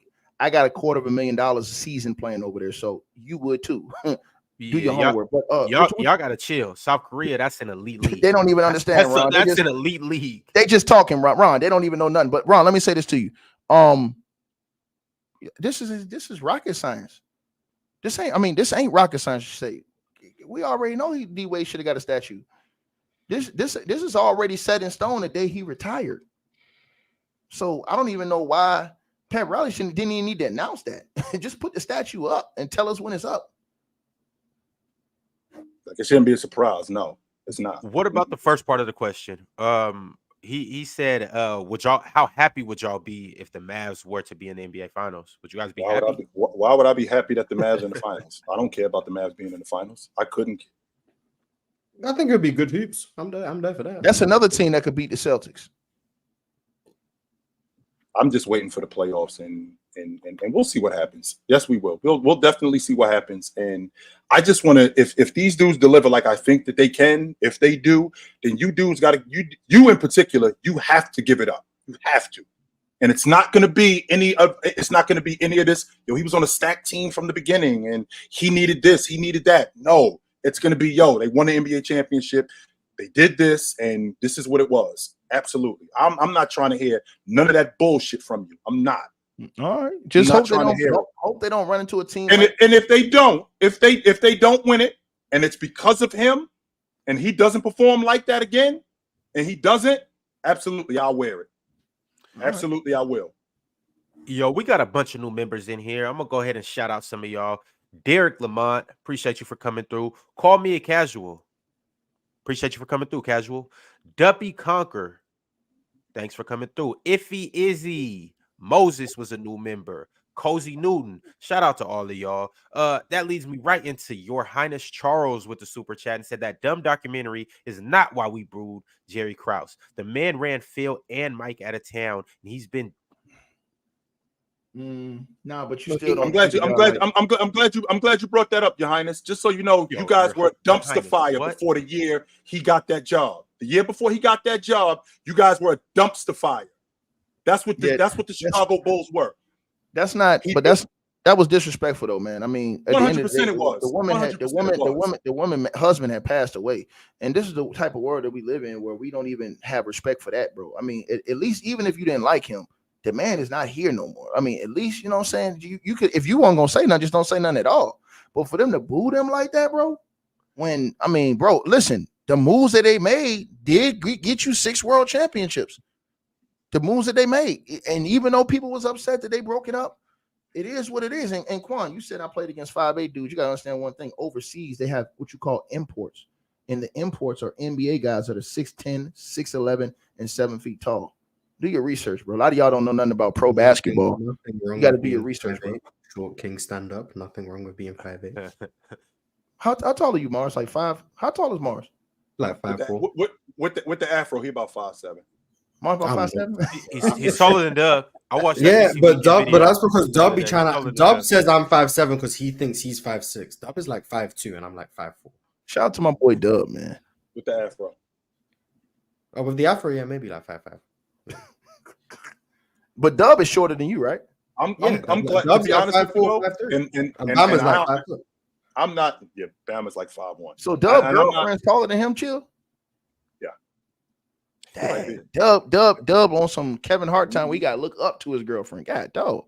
Come on, Dub.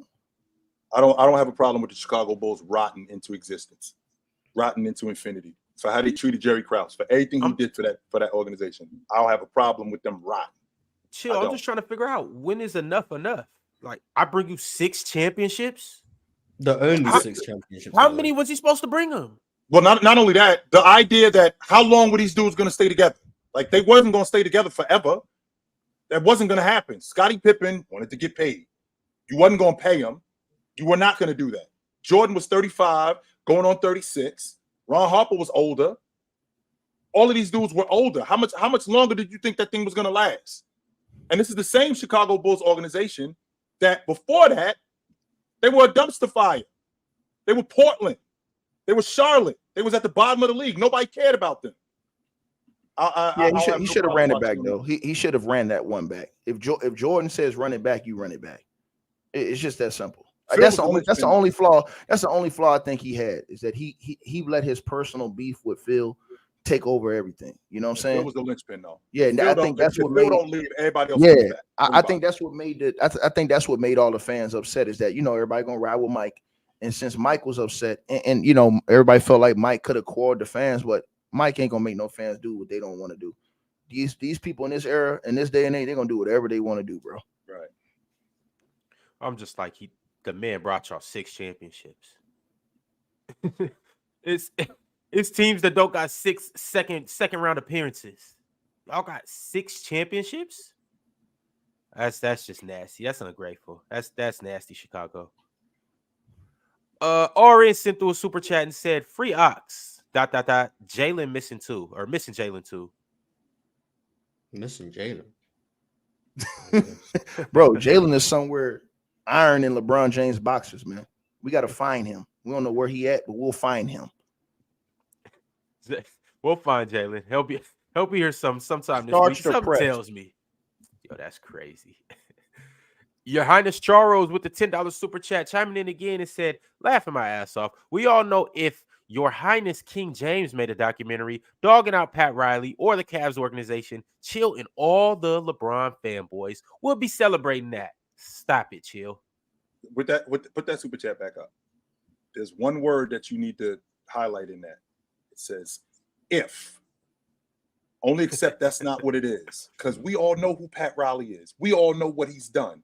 So everything that you just wrote here with the word if, it comes right out, because we all know who Pat Riley is. So there's no reason for James to dog Pat Riley. There's no reason for Dwayne Wade or any of these dudes to dog Pat Riley, even though it's the same Pat Riley who said, quote, I handled Dwayne Wade's contract negotiations wrong. He regrets that to this day. But there's no reason to dog him because of everything that he did for that organization. So that word right there, if, get rid of that. There you go, Your Highness. Nick Tri-State said, so Shea still not top 10 in the league? If you think he over Jason Tatum, he top 10.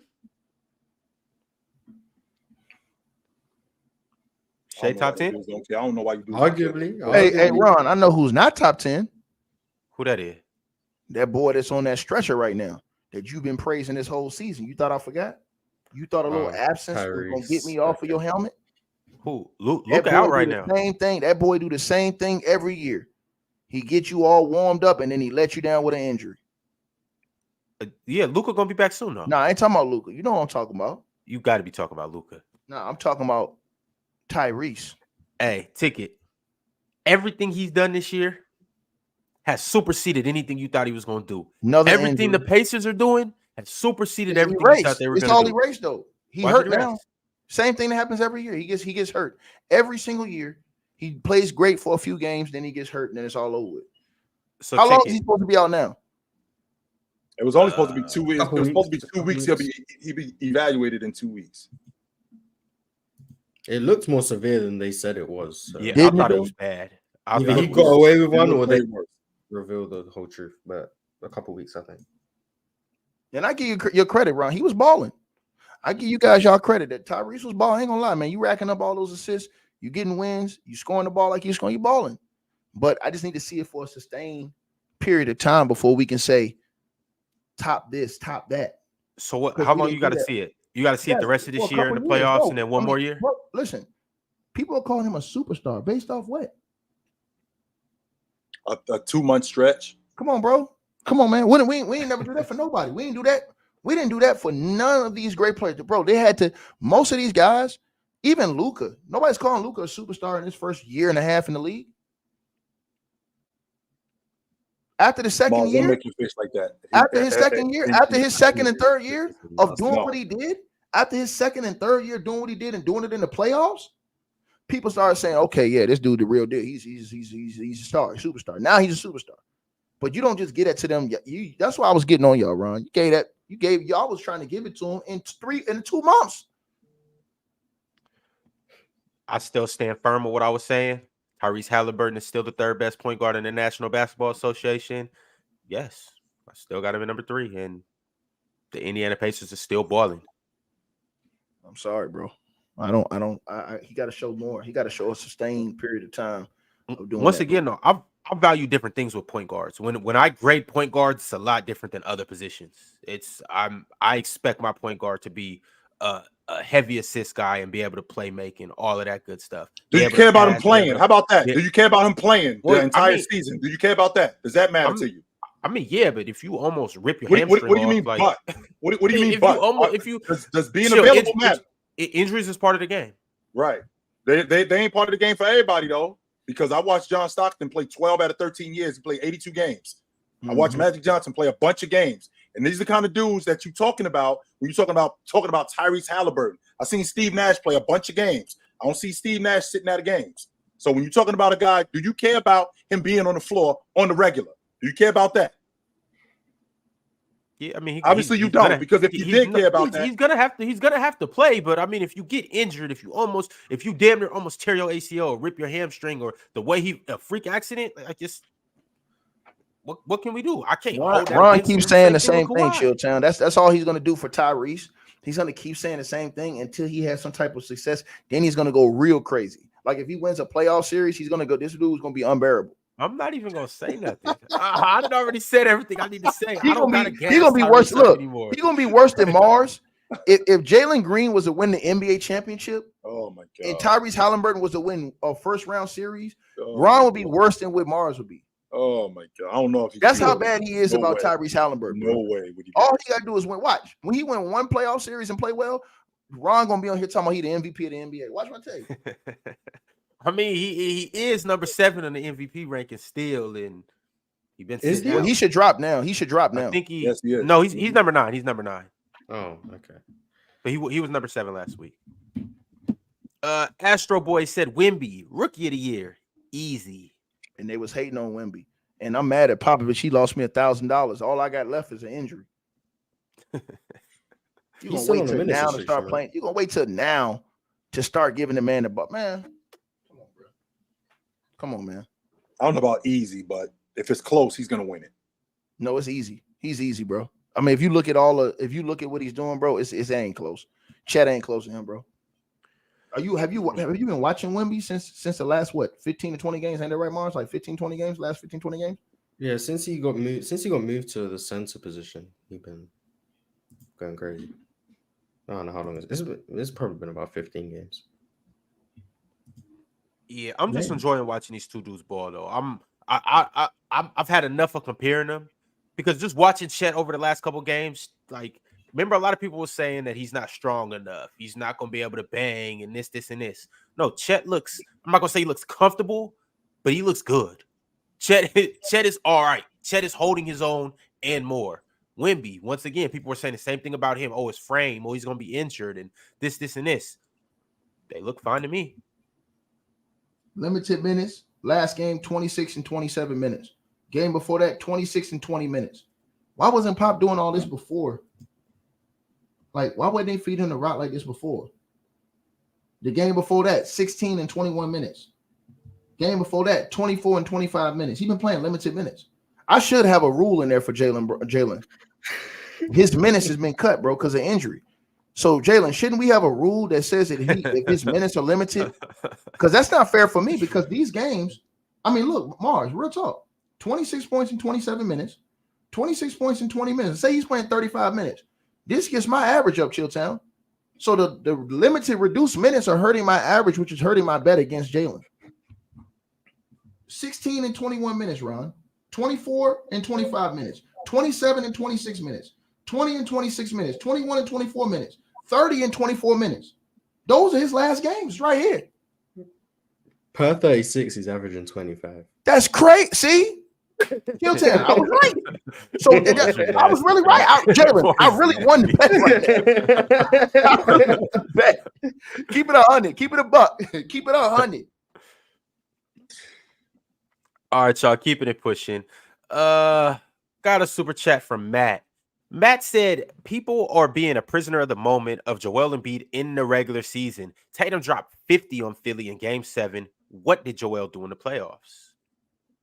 Well, Joel's averaged 30 before. He's averaged 30 a couple times, not close to it. But he hadn't really done anything either. I mean, him and Tatum to me is in the same boat. They both had great teams. They both underachieved. They're in the same boat. That's why I don't put him on Giannis's level. Giannis is the only one out of all them dudes who actually took his team and went and got the gold. Embiid didn't do it. Tatum didn't do it. Yep. So which means that when they do it, you gotta start talking about him like that. But hold on, that's my point to you. I don't think they will. I don't think they. I don't even know if Mars think they can beat Philly. Mars, do you think they can beat Philly in the 7-game series?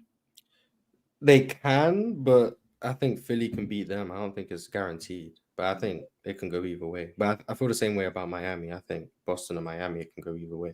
I think of all the teams in the East, I don't think Boston just beat anyone like the contenders. I don't think they just beat Milwaukee or Philly or Miami. Now they can beat the Knicks, cool, but like of the actual like teams that are trying to contend, I don't think it's guaranteed they beat any of them. But Mars, even the Knicks though, like the Knicks say, all right, cool, yeah, well, hey, well. Ron, hold on, Mars. Do you think that style of play though, that Joe Mazzulla is doing, the shooting threes first, do you think that really can beat Miami in a 7-game series? It can if they make the threes, but it did. The reason, well, they haven't. Joe Mazzulla hasn't beat Miami before, right? But the reason, that's one of the biggest reasons why I'm concerned with Boston is just the amount of threes they take, and when the game does slow down, what can they really create in the half court that isn't just a corner three for someone who maybe in the playoffs you want Drew Holiday shooting some threes, maybe you want Porzingis shooting some threes. So I don't know if the Celtics have the extra layers to their offense that a team like Miami or Milwaukee or Philadelphia have. That's my concern. Yeah, and that's the thing, Mars. They're going to actually play defense on those guys. Like when you're playing, like when you're Joe Mazzulla, you can't have cock eyes and have a bad offensive scheme. You got to have guys that are able to get up on you. To be able to do other things offensively. Because, like, look, if Eric Spoelstra is going to coach circles around this guy, East Spo's defense, they're going to take away those 3-point. They're going to run those guys off the 3-point line. That's what East Spo's going to do in the playoffs. They shot the long ball. But no. But that's my thing. Hold on. That's my thing, Chilltown. When you get in a 7-game series against a coach like East Spo, defensively, East Spo is going to take away your strengths. So if they're jacking up threes, what the Miami Heat can do is, which a lot of teams can do, and Mars, no, I'm telling the truth, they can switch a lot. So now their ability to switch, it doesn't give a lot of those opportunities for those open threes that Boston get. And then not only that, they have good one-on-one man-to-man defenders. So now that I got good man-to-man defenders, you're not always breaking me down on defense, getting to the cup, and then creating a mismatch by having another guy help and kicking it. You really have to be able to play a different way if you're going to beat a team like Miami that has that much discipline. And I'm glad you brought that up, because last season when they played against Miami, one of the things that they were heavy in, which the Boston Celtics wasn't able to counter a lot of times, was they weren't heavy in the zone. And the reason why they weren't heavy in the zone, because they didn't have anybody to play in the middle of the zone. They had Al Horford, who couldn't shoot the basketball like Porzingis, who couldn't make at the free throw line and at the cup like Porzingis can. And on top of that, you talk about switching up the offense, they have one of the 5 best players, according to the numbers. They have one of the 5 best players on the box in the game who scores like he does in the post in Porzingis. With that being said, adding those things and adding Drew Holiday, who does everything that Marcus Smart does, set better. That's the edge. Now, I don't think that Eric Spoelstra, who I do believe is the best coach in the game, I don't think he coached circles around Joe Mazzulla. But I will say this: I do think he did a great job. I do think he did it. And once again, tickets almost only counts in horseshoes and in landmines. That's it. But with that being said, This season, there are no excuses. Everything that you need to win the NBA championship is right there. And if they don't do it, here's one second why you're saying it's bogus. Why what you're saying is bogus is because it is Chilltown. When you look at the Miami Heat, first of all, you brought up Drew Holiday. What did Jimmy do with Drew Holiday last year? He made him chop suey. That was easy work. A caveman can do it. So you ain't going that route. If you the Celtics, you definitely and guess what? Mars, do we remember that Jason Tatum and Jaylen Brown ran from Jimmy Butler last year in the playoffs? They didn't want no parts of that matchup with him. Mars, remember, he punked all those dudes. Who did it take, Mars? It took the dude that's over with the Dallas Mavs right now. What's his name? Grant Williams. Yeah, it took him to step up on Jimmy Butler. So Jimmy owned all those dudes' souls, Chilltown. He owned them, possessed them. Keep going. Keep going. Yes. And that's what Drew Holiday too. We seen what he was telling Drew Holiday, you can't check me. Correct. Now you have another young dude like Jaime Jaquez that's balling. He's consistent. Now you have other dudes who you have still veteran presence with Caboose, the point guard, Kyle Lowry, dog. Yep. Then you have, you understand what I'm saying? The other wily vets they have on the team, bro. Listen, Miami get them dudes. Duncan Robinson still able to shoot the ball at a high level. Old boy can shoot the ball, bro. You guys are gonna have so many problems because you guys are gonna have to defend too. I'm telling you, man. Miami's gonna win that series, bro. Now, with that being said, you just mentioned Drew Holiday, like you just said about Drew Holiday. You just mentioned Drew Holiday just being put on an island against Jimmy Butler. The Boston Celtics are not going to do that. That's not going to happen. They are not going to allow him to get beat up like he did last year. That's not going to happen. That's number one. Number two, when you got post players like Porzingis and you got vets like Al Horford, I think Porzingis is the difference in all of this.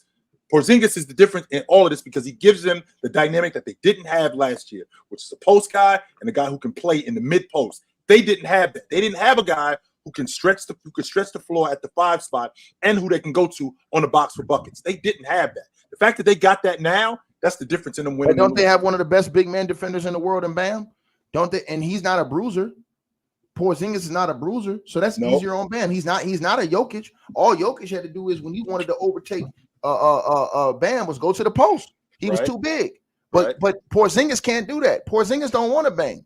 So that plays in it.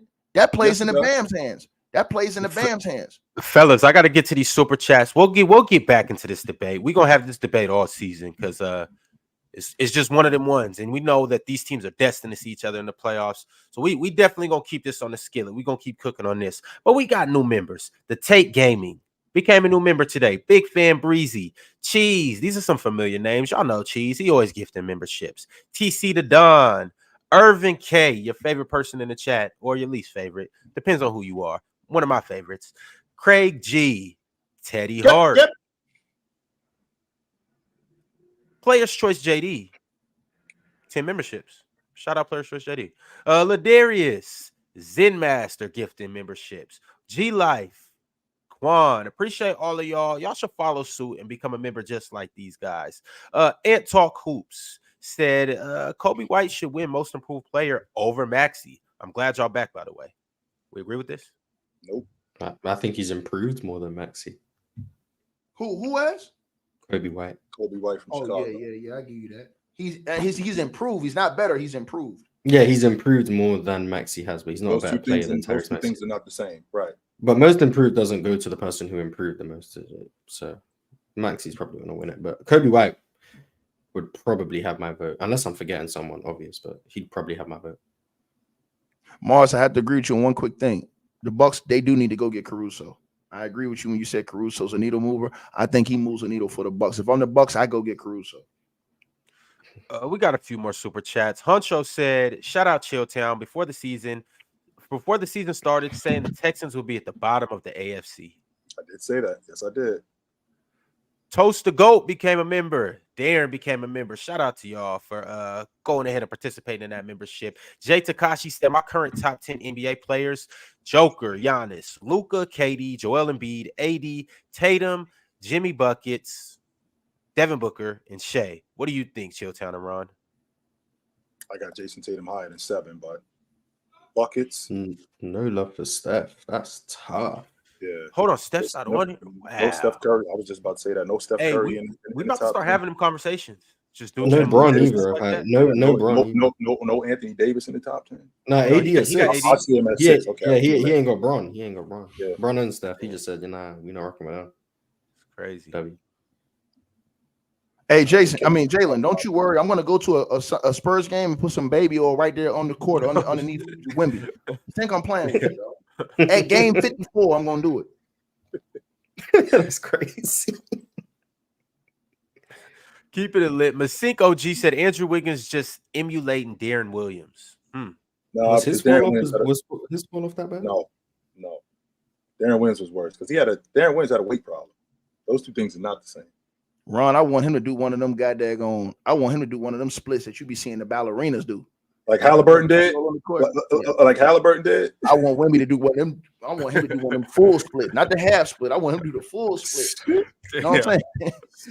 Wemby, I'm hoping you stay healthy, sir. I'm hoping you stay healthy. You better stay in that weight room and keep on that yoga, boy. 40 Cal sent through a $19 super chat and didn't say nothing. So a moment of silence for 40 Cal super chat. Thanks, brother. There we go. Marquivian Black became a member. Bino, J. Dot, Big Holmes, Donovan Samuels, Players Choice Dave out here gifted memberships. Shout out to everybody, getting blessed with memberships and whatnot. Oscar Proud Jr. said free ox and ticket. Lay off Shaq for drunk takes. Damn. What did Shaq say? I don't even remember. He said a couple drunk things today. Shaq ain't nothing but a fake Kareem Abdul-Jabbar. You need to come on in here. No, he a fake Dr. J. Excuse me. You need to come on in here and deal with the music, baby. Stop running behind the scenes, Shaq. Come holler at me, dog. Come get cooked, bro. Don't run and hide. Last but not least, Andrew G said, I will say this. If my Celtics don't get it done this year, we should probably trade Tatum for a real number one because he won't probably get a better roster. All right, y'all. We're back to regularly scheduled programming. Open Gym is coming on right after this with guys like this guy and guys like this guy. Dub C. What's good, fam? And then right after that, we got Open Field and all of the good stuff. Tomorrow, regularly scheduled programming and all of that good stuff. But y'all stay tuned. We got big announcements coming up this week. But until then, same time tomorrow, same place, maybe the same. Dub, what's up, baby? Know. What's good, Ticket? How you feeling, brother? You looking like John B, baby. What's good? I can see it in your eyes, baby. Hey, you don't need to serenade me, man. Are you still down for me? Them Eagles looking super